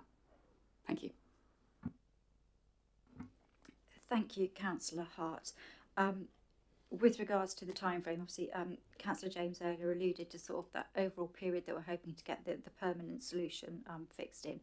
I think Paul has been able to firm up some of the costings from the last time we came to committee, but as we talked in depth at that last committee, there are still processes and time and sort of consents that need to be achieved to put a temporary ice rink in place. Planning is the key one there. There may be some additional sort of enabling groundworks, the moving of an odd lamppost if that's in the way. Just an example. But in essence, no. Apart from the costings, the time frame to get a temporary solution in place and get that up and running is still within the period where I think you are most likely to have a more permanent solution. Accelerate that temporary time frame. Obviously, planning timeframes vary slightly, but I think you are 6 to 12 months plus. Yeah, sorry, just to add as well, it was based on the procurement timelines as well with the values. So by the time you add in the procurement process to go out to tender, that feeds into the timeline that it will take to get the site potentially operational. So although the costs have come back slightly different, it's still the same timeline that it would be to get the site up and operational. I saw your hand, Councillor. I'm just going to say I did actually contact Slough Council prior to the last Resident Services Committee to find out, because they did actually implement a temporary rink, but the temporary rink they had, because they were doing repairs on their rink that was their own, so they were in full control of the timeline. They had an original forecast plan to do it within about 5 weeks. It actually took them 5 months once they went through the procurement process. So sadly, it wasn't as straightforward as their optimistic thoughts were. So that is, I mean, that's one, obviously one experience. Whether it would be the same for us, whether it would be longer, but I think that sounds like several months at least would be optimistic. And then, sorry, thank you. Just to pick up on the second point of your question with regards to the repair period and likely how long that would be closed for, and if there could be some sort of phased reopening. I think we're still having those conversations with Planet Ice. We need to get that specification, but they are certainly saying at the moment they would look to prioritise getting access back in on the ice in as short as possible as time, and then look to prioritise the ice users for that. So, but I don't have a definitive time frame, but I think there would be an initial period of closure, and then they would look to a phased reopening to minimise that period. And then thank you on your last suggestion of ways support. Perhaps this committee could look at ways of supporting ICE users to transition through that period. I think that would be helpful, and we'll certainly listen to any comments and recommendations which we'll feed back. Thank you. Councillor Lee. Thank you, Chair. Firstly, thank you for actually coming up with some more realistic numbers. I think I'm going to add comment as well as question. Really, it's frustrating that we've got to September with some detailed figures that are quite remarkably less than what they were in July when we came to the last committee, when we were talking about tens of millions rather than But that's the point, Gavin. We'd asked in the motion for temporary, and you quoted on permanent. For this one, you have, yes, on the specifications, which is fine. It's frustrating that we've got another 2 months down the line, and we've only just got this information. I think as part of the repairing process, and the reason why we talk of a temporary rink is that at some point, Planet Ice and their repairers have to go and actually look at the extent of that permafrost. And they may decide, actually, it's too expensive to deal with. And then we're left in a situation where they're not going to bother continuing because the lease doesn't say they have to keep it as an ice rink. So actually what we have then, if we go down this option of a temporary rink, is somewhere for local residents to use that is a facility for the community that doesn't involve travelling. And yeah, okay, we can pay for or raise the funds to ship off various different kids and young adults to different parts of the country to go and continue a sport. Does that include their parents, their carers? Does that include the cost of DBS checks that would have to take place? How long will that continue? Does that also include people like my son who may not play hockey anymore, but does like going down to the ice rink on a Friday and Saturday because it's part of his mental health, seeing friends? So how do we support those ones? Or do we just say, we're going to forget about you guys? And I really sort of resent the tone of, other more, needy causes when this money, as Councillor James has said, isn't allocated. Okay, so it's not like somebody's missing out on money, all right? It's not been allocated to any other needy causes. And I personally see this as a needy cause. There are a lot of people, we heard in, before, I think it was before Purda, we had in a lot of residents come in to express the effect that this has had on their children's mental health and what the loss would cause to their mental health and to their well-being. So I think this is a needy cause for those people, and also the supporters. Sally and her sister have been following the Bison for 30 plus since it started here in Basingstoke, right? In the late 80s. It's their mental health. Where do they go on a Saturday to watch hockey? Do we pay for them as well? So I think somehow we can be resourceful in how we come up with this funding. It's not for me to say how. It's for me to sit there and say whether the plans to come up with it are right or wrong. That's why we employ council officers to come up with the plans to be able to deliver what we ask for. So I'd just like to say thank you very much for bringing it forward, and I hope that we can today come up with a solution and a recommendation to committee, to Cabinet.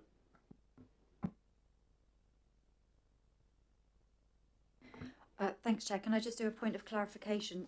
The report that we bought in July, just to pick up on Councillor Lee's points, did obviously highlight that there were costs in there of around 2 million for a temporary ice rink, albeit that was on a higher, I think it was a 60 by 30 metre rink. And at the time, obviously, without the benefit of formal quotes, we'd estimated that additional fees around sort of connections, utilities, sort of enabling works could range from 200,000 to 500,000, and actually reflecting on comparing that with some of the costs, they're probably a bit light actually. Some of the break up and build costs are a bit more intensive than that. So it was about 2.5 million in that report, just to clarify.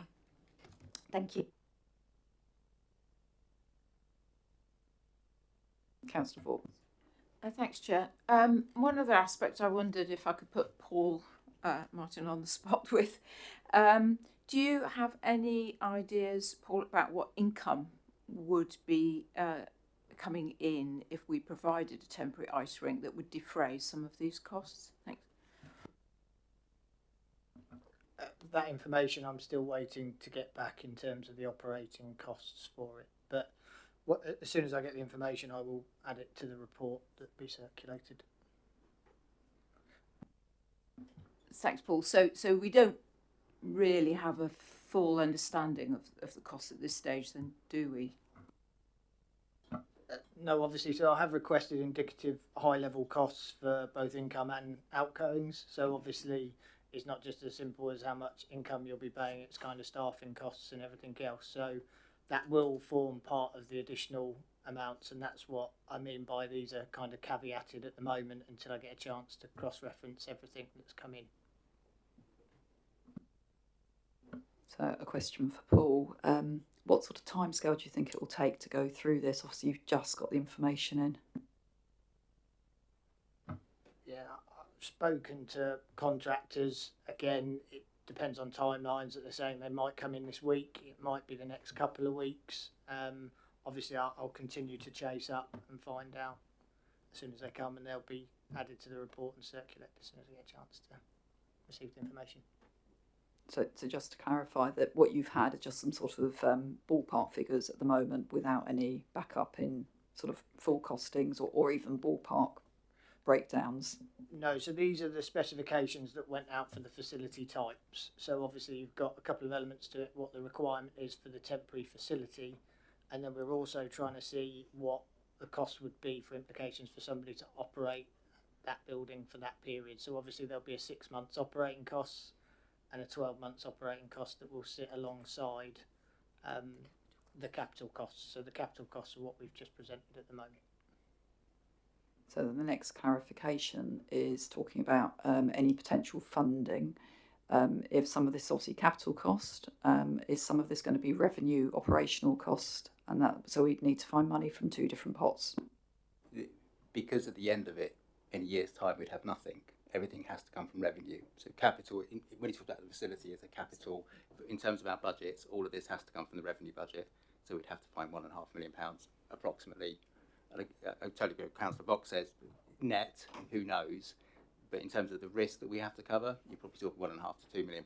So that's the kind of money we'd need to arrive at in terms of finding additional revenue or cost savings.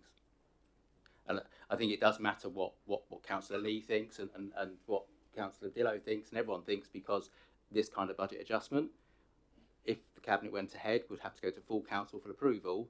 And because we think now the agreement's in place, things could move quite quickly, we'd need to move quickly for the reasons that Councillor Hart outlined, that we're in a race now to get the temporary ice rink before the actual one's open, which obviously we wouldn't do. We'd stop at that point if that became clear. But we do need to have that money outlined, because it's got to go through full council. You've got to support whatever it is you want to use. So it's that choice. What do we want to charge more for? What do we raise in revenue? I say that you've really only got fees and charges to look at, because council tax we wouldn't get a referendum in time.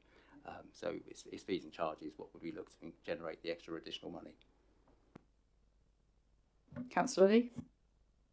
Thanks, Chair. Firstly, obviously I apologise if I've got my figures messed up there, Sarah and Councillor James. So I've got a lot of friends that are in building trades, and you know, if they're asked to do a quote on something and they don't really want to do the job, they throw a bit of a high quote out just so that they don't win the tender.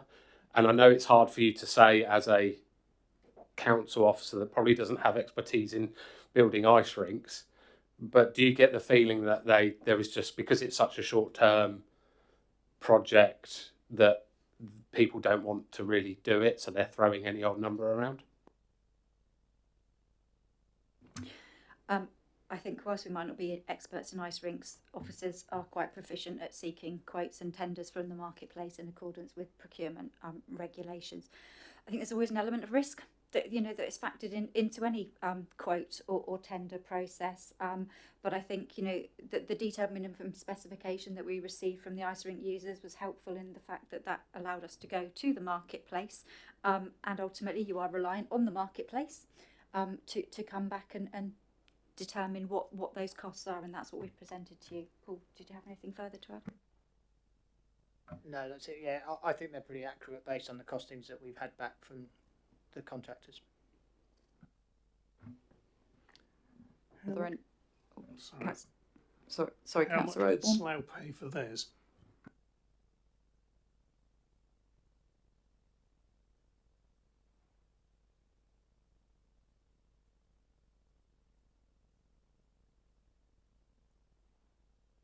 I did read the report, but it was a little while ago. I think they originally rejected it, and then had a bit of a campaign to put it back in. I think it was £548,000. They didn't have to worry about operating because the operator who operates their ice rink was Commissioner Board, of course, had a year to build up for that.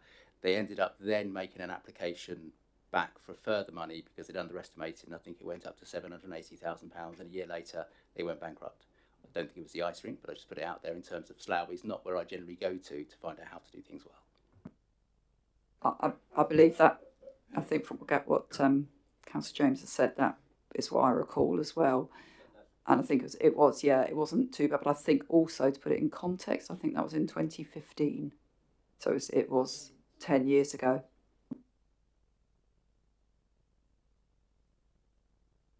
Any further questions or comments on the temporary rink? And if not, I go on. Comment, yeah. Thank you, Chair. So, I mean, it's been all very interesting. And before we finish, I would like to thank Councillor Lee for bringing the motion and being able to winkle out this information, because it has been needed. So it's very good to have it. And it's been a very good debate this evening.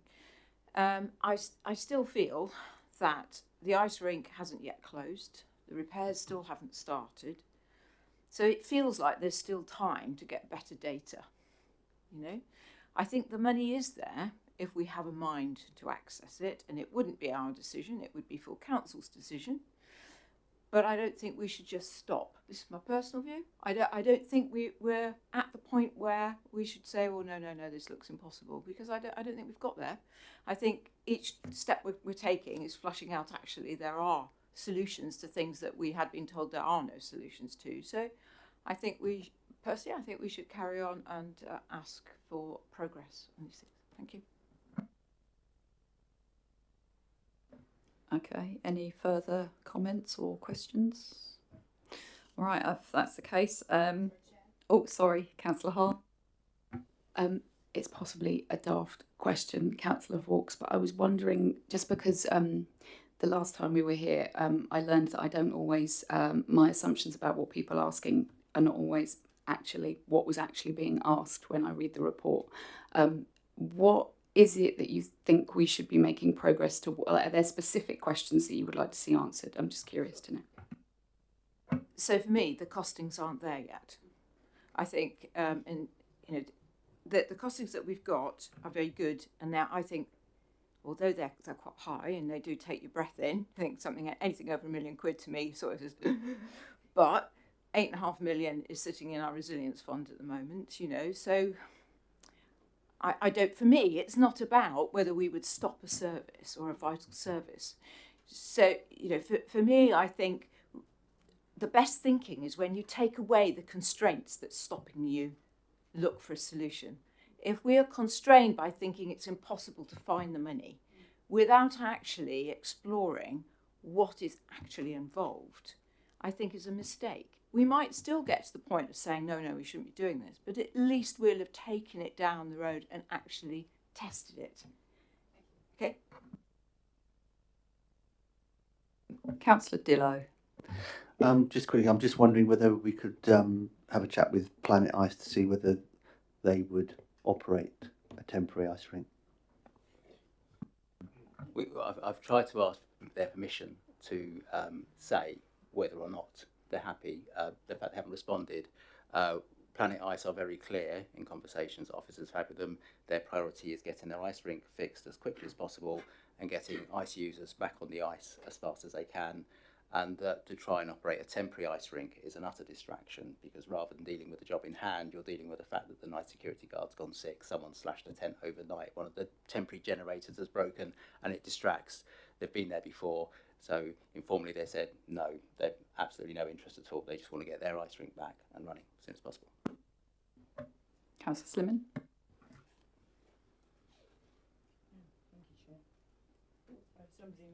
Oh, hello. I just wondered, sorry, am I supposed to be speaking now? Elbow then. You're talking to a terrible Councillor in the green jacket. Councillor Grassi, go on then, if you do. Planet Ice, they obviously they want to get things moving along as fast as they can. Can we facilitate that and make it move along quicker? Obviously the B plan is to help them have something temporary, or you know, all the people that want to use the ice, and you've got the two options as well. So the two options are real ice and the synthetic, which when you skate on those two different surfaces, it's a different experience. I've found that anyway. It's a different experience. So I would go for the real ice. So my first question is, what can we do to help them, and you know, more quickly to get that up and running? And could we financially help them in any way, or is the solution just to have the temporary?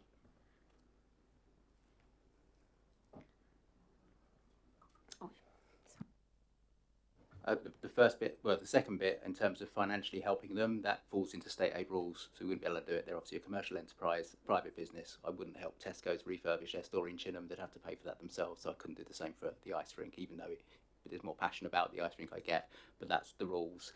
What was the other question? Helping. I mean, we nag. Liz is regularly on the phone to those in Planet Ice who haven't put her as a block sender and accused her of stalking. It's a constant conversation about when are you going to sign, do you want to borrow our pen, do you want a pen, that kind of thing. We are hoping to get them on because we just want it done. I certainly want it done because officers have spent an enormous amount of time on this ice rink without actually getting to enjoy the ice rink. But it's dominated a lot of officer time. We've got other properties to look after. So we are encouraging them, pushing them as hard as we can. There are other steps we could take if we don't get anywhere, but we've looked at them before and they all end up very horribly for everyone concerned. So at the moment we can just encourage, motivate, cheer and do whatever you can. And feel free to write to Planet Ice and say get on with it. Councillor Slimin. Oh, sorry, Councillor Grassi, do you have a subsequent? Yes, there is actually. My worry is that, yes, we could chip these children off and their parents to, you know, different ice rinks, but it's the physical effects that this is going to have on all these children and the parents. This is an enormous pressure we're talking about. It needs for all of us to really look at this and to really support it. You know, that's my feelings anyway, and I get the consensus from some of the people sitting around here as well that we all want to do this. We all want to facilitate and help them in some way. It's really important for Basingstoke, and it can be a really positive thing. I'm not sure how long it will take to put up a temporary one, but if it was, say, in the next few months, we could cash in on Christmas, all that, you know, Christmas ice skating, etc. All those type of things that we could use, and then hopefully make some money and pay for some of this expenses. Third attempt, sorry, Councillor Slimin. Thank you, Chair. Firstly, I would like to say that I've always supported ice rink in Basingstoke. I wasn't involved after 1998, but before that we did actually buy, as the council, we did actually own the Bison. And it was a great privilege to be able to go and support them and to do the puck-off and get all the publicity, etc. So supportive of ice in general in Basingstoke. And I think our difficulty now is that the time has gone by so long that these things haven't been sorted out many moons ago. And one of my concerns about the original report was the length of time it took us to even realise that probably that there was a big issue, and then it didn't get dealt with quickly enough. But there we are. This is where we are now. I do have a question about whether or not there are suitable venues for us to actually deliver this. Some that might, as you just echoed, be useful for providing a community facility anyway. So alongside the fact that we've now been asked to ask when this might happen and what we can do and what it will actually deliver, again, can we have some idea whether the venues are around that are going to be suitable, that might be able to be delivered, so that we could actually generate some money if we do it? But secondly, what can we do to support if we cannot deliver it? I am concerned that we will do all this work and Planet Ice get there. Sorry, I must be rude. Start doing the actions that we would require them to do, and that the two things coincide, that we do all this work and even allocate money out of our reserves and then find that, in fact, Planet Ice are going to deliver it because it is in their interest to do so. So I think we should be looking also at how we can support the groups to go other places if they need to, and quite rightly support them coming back to Planet Ice, because we all know that after COVID it's been very, very difficult to get very many of the teams that all basically fell apart during COVID because they hadn't got people. And I personally know about football, for example, and the youth sections, a lot of them are struggling to get the children to come back into playing football because they've gone off and started doing other things, mainly to do with a laptop and computers, etc. But it is very difficult once you lose that ability and get children involved. And I know Councillor Lee reported that the ice rink is used as a community hub. And maybe there are other community hubs in the town that we could actually use for those people that go there for that purpose, not necessarily because it's ice, just because they want to meet with their friends. I'm not sure about the youth facilities in the town. I know that youth facilities have been hit in many places, and I know that the chairman takes her son to one that's actually run in Tadley, which is actually delivered by the town council, believe it or not, but not by the Education Authority or by Hampshire Youth Services. It's delivered because the town council actually sponsor it. But certainly we could look at what facilities there are that maybe we could encourage those people who use it for a different view do. But I certainly think that we should encourage the parents that have their children who want to do it in some way or other, and maybe look at that alongside all the other work we're doing. I do have concerns about using our reserves. We may be rich, I know we are, and I do have discussions with people outside this room about us delivering council houses, for example. When we're too rich, we can't borrow at the right level. So we know that, but by the same token, if we are actually going to be responsible, and I recall at the last budget setting that we tried to get some money for public transport in the rural communities, and I'm afraid we were not supported by any of the other groups because they didn't want to touch the reserves. So I'm just saying that, you know, the political decision was made at that time not to hit the reserves. And okay, if we do go along that, the council will have to decide. But personally, sometimes you just have to make sure that you are resilient, and we would have to look and see how we would raise that money, and potentially in the future, something that we might want to do would have to be brought back in a later year, so there would have to be some delays. Thank you, Councillor Slimin. I want to ask a question, and I've got Councillor Lee and then Councillor McIntyre. Just wanted to clarify actually on costs. These costs were for provision of a temporary rink. Did they take into consideration, and I think Sarah, you sort of hinted at this earlier, the other operational costs like security and things?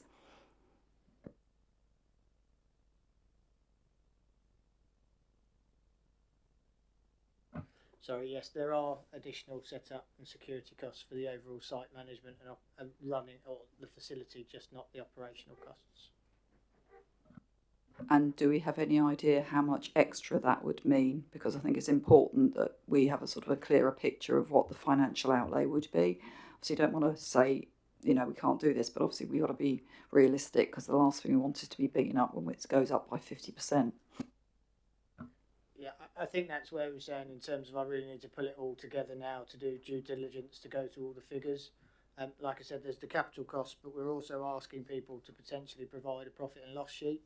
And then obviously I'll have to go through that and kind of see as a breakdown for the operating costs. This is why it was kind of, we were saying it's caveated for the time being, but the high level figures are a minimum of what we're saying for the facility costs.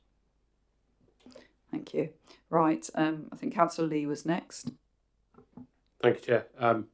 I guess firstly, and far from me to engage in a political slanging match, I'm not too sure where Councillor Slimming's coming from in terms of her budget for buses at the last council meeting, or the previous budget setting, and groups not agreeing with it. It was your budget that we all pretty much passed with a few minor amendments.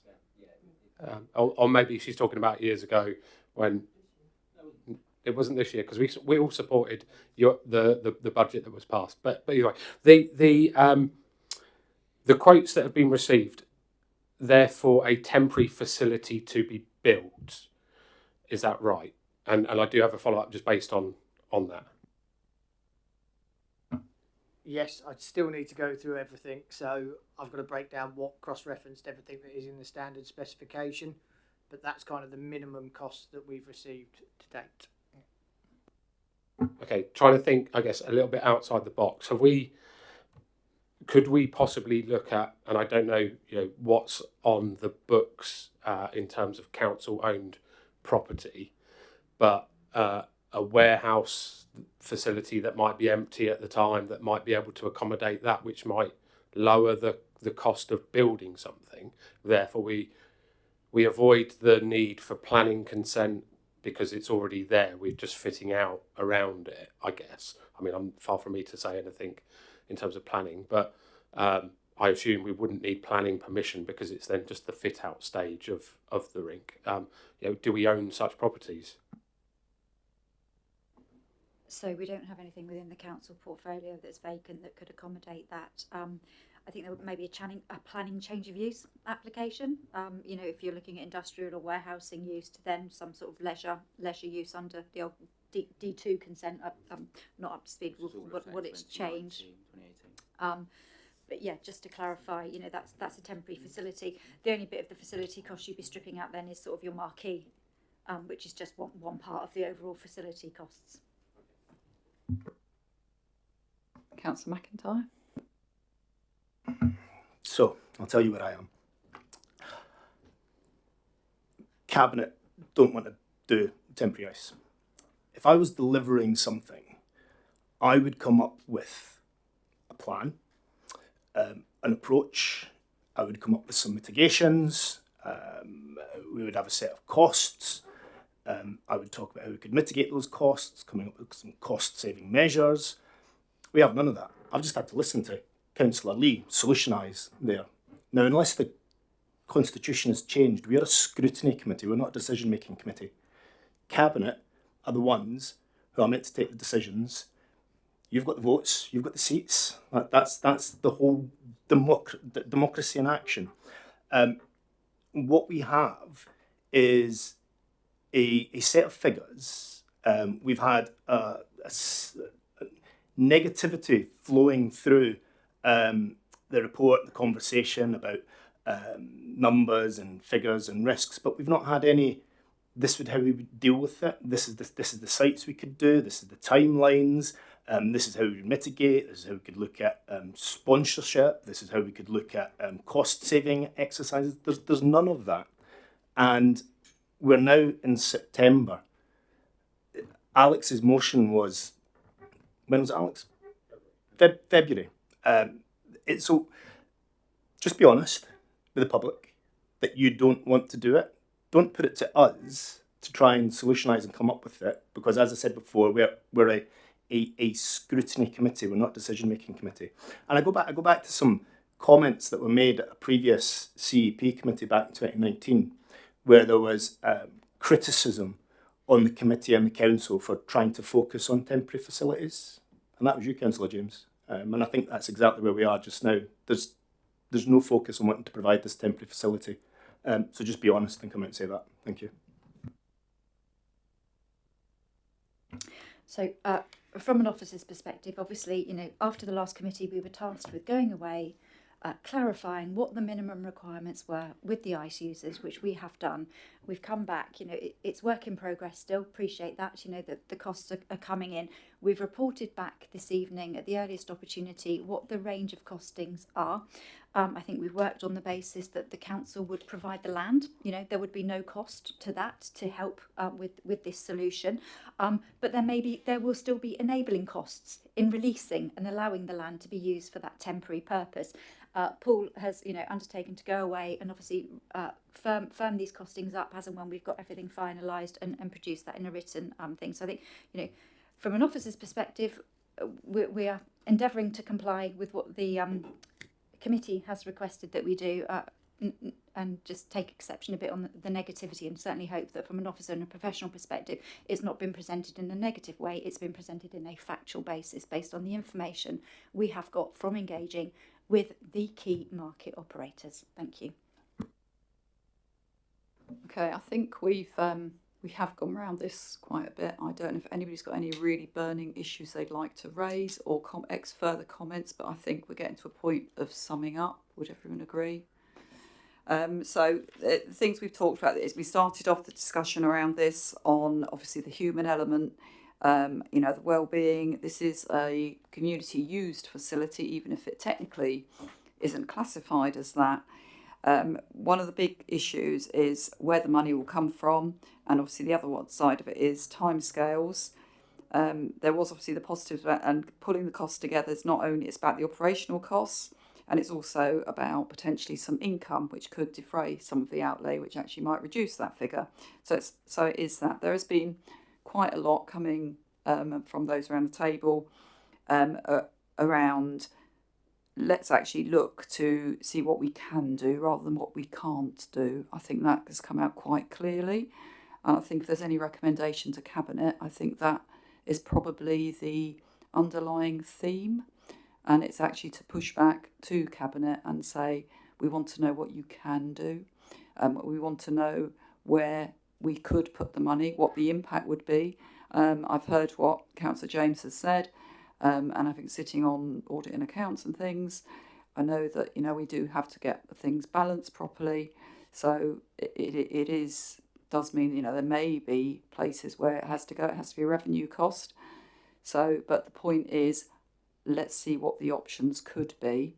Let's see what we could do. Let's have Paul pull together the figures so we can actually get that a better picture of what it will cost. And let's see if we can do this.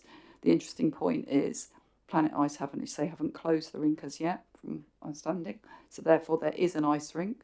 So they haven't given us a finite time. So even if it was 5 months to get something in place or 6 months to get something in place, and I do understand from the last meeting we had, one of the reasons Slough actually did manage to do a finite plan was because it was their ice rink, their time, and they had full control. And I do appreciate for the officers within the council that is a big challenge around getting anything done. So I think people need to be mindful of that, just to be fair. And I think that probably is, I think that's a reasonable summary.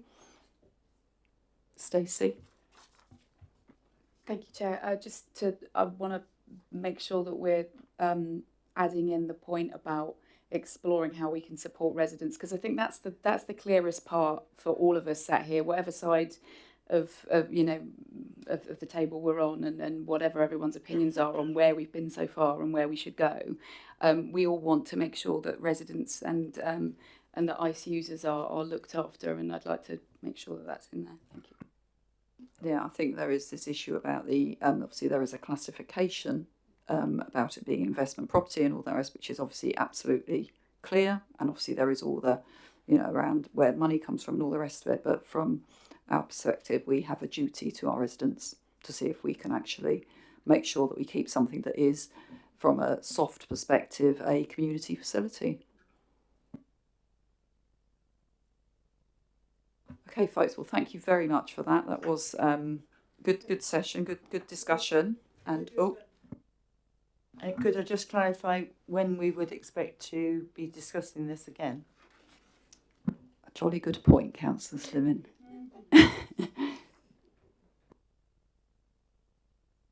So I think Paul has undertaken to provide that written report to committee members and to Cabinet so that they can then consider those costs in that context.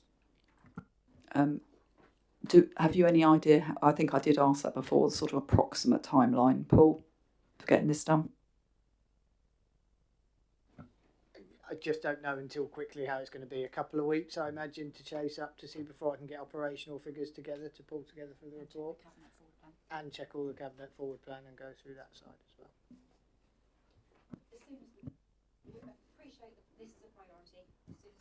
I think a couple of weeks, that kind of gives it at least a rough outline. So we talked sort of 2 to 4 weeks. I think would be, that gives you sort of a ballpark, doesn't it? Around that. Yes, I'll certainly add in any information that we receive back in the next 2 to 4 weeks. Councillor Fawkes. So, Chair, we don't have a meeting until November.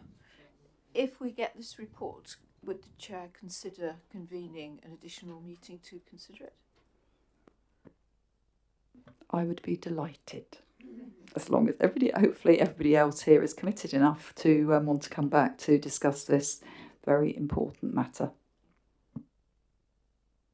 Okay, and so moving on to item 8, which is our work programme review.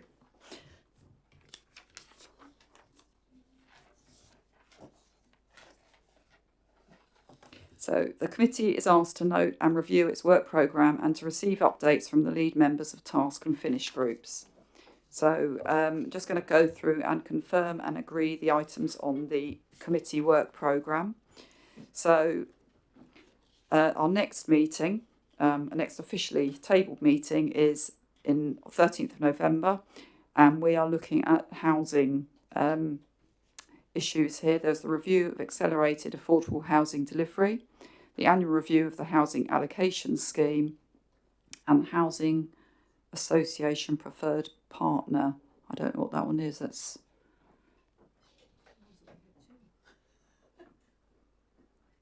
I'm looking at Fiona Dew.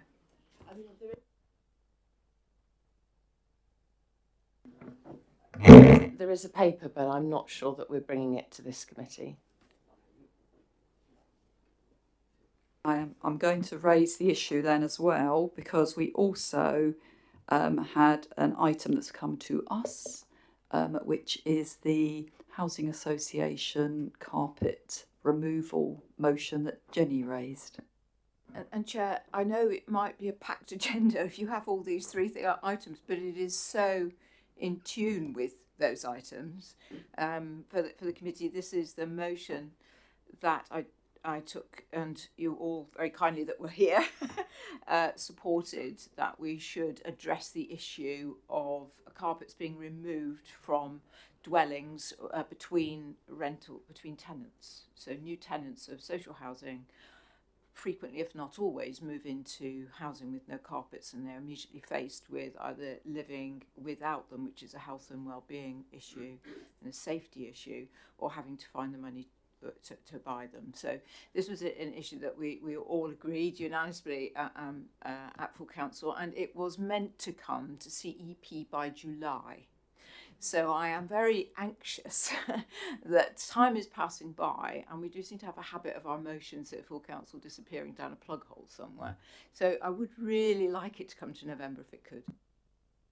I do believe the sort of feedback is we have got a packed agenda, but if that third item isn't coming, I think we could potentially do that.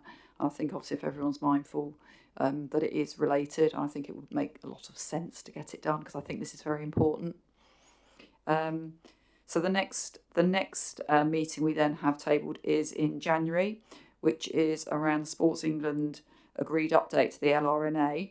But we also have a one-off sort of task and finish group meeting to go through in detail how well the council was currently meeting the LRNA prior to its update.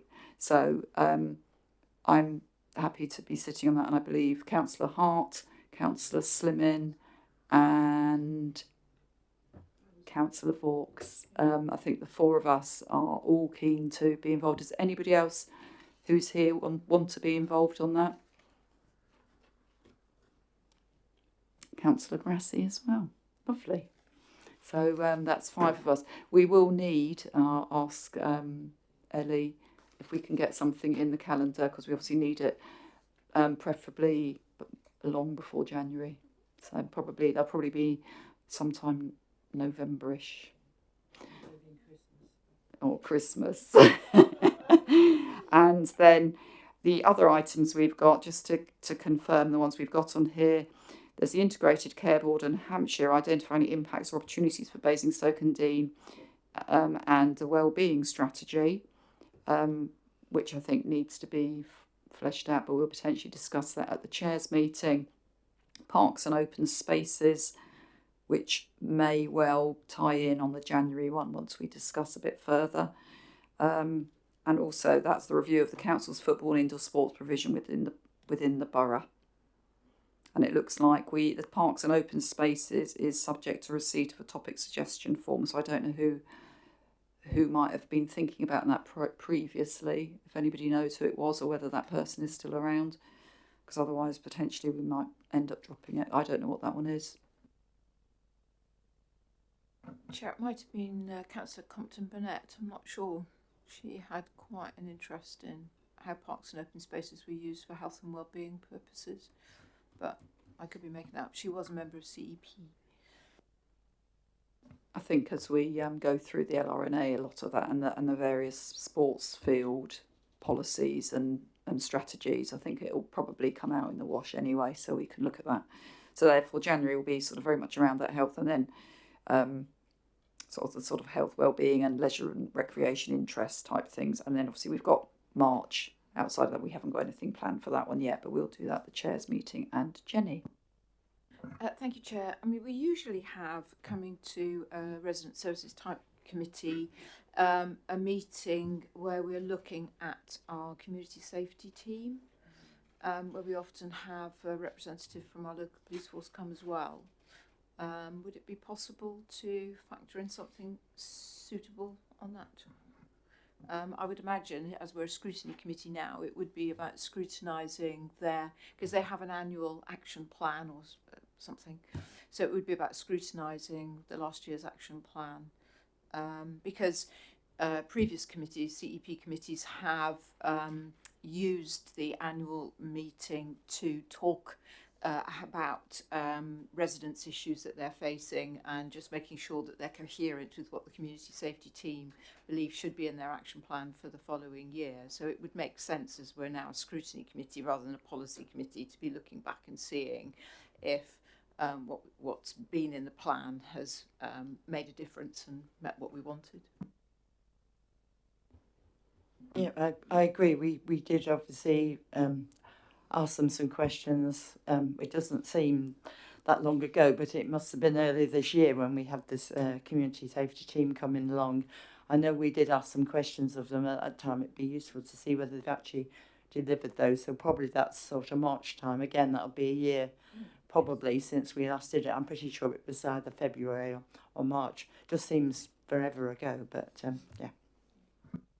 I think adding into that, I would like to possibly add into that the neighbourhood policing. So we could get Charlie, I've forgotten his surname. The new general neighbourhood policing chap that's doing it, and because he's got the neighbourhood bobbies that struggling to get hold of, and I think getting them together, because that's obviously all related, isn't it? And where we go from there. I think I don't know if it was Joe, you mentioned about youth activities as well, so that's something else I think we need to consider. I know that kind of like as always, there's so many things to go through, isn't there? But it's all relevant. But we need to somehow think about that and where we go with that. Anybody got any other thoughts that we could add, or that they would like to get considered at some point that we could cover? Alex? I appreciate I'm not a full-time member of the committee, and I'm actually going to look at Councillor McIntyre. I don't know what stage it's at. I know that you presented a motion to full council on soft play that still hasn't come forward. Is it supposed to come straight to a committee, or is it going via cabinet first? So there was an email sent out regarding that, because we raised it at the last council. Councillor Gavin James and Councillor Morrow both here, so they'll know exactly what I'm talking about, because I did introduce them to a number of companies, and I think kudos to them. I think they have taken those conversations on, but it is subject to commercial discussions, I think, so we can't really talk about it, but I'm satisfied that conversations I've been having.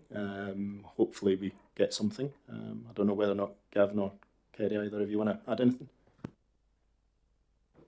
We are now on different commercial conversations, having the first ones epically failed on the basis of the person that you put me in contact with had a conversation. The price they look to pay is about half what warehouses cost, and we've got nothing in our own ownership that we could look at. There is now a brand new conversation happening, which is quite interesting, exciting. So I think it's probably right that we probably do an action log update, not a full report, but at some point is a motion, it was put forward, and even if we haven't made progress, and even if the motion mover is satisfied that we are doing what we can, actually for the benefit of the committee, we should probably just come back and, even if it's just a verbal, this is what we've done on these dates when it's convenient for this committee to do so. I think, I mean, obviously, as soon as possible is always good, but if it drags on a bit and it sort of stalls a bit, the January one would be the obvious one, because that's when we're looking at leisure and recreation.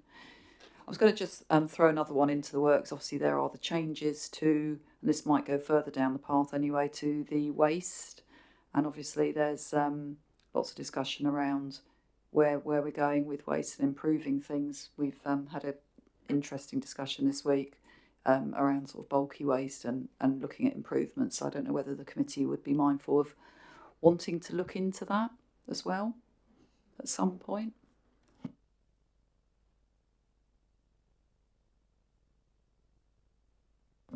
I think there we're just giving ourselves loads of work. So meeting monthly.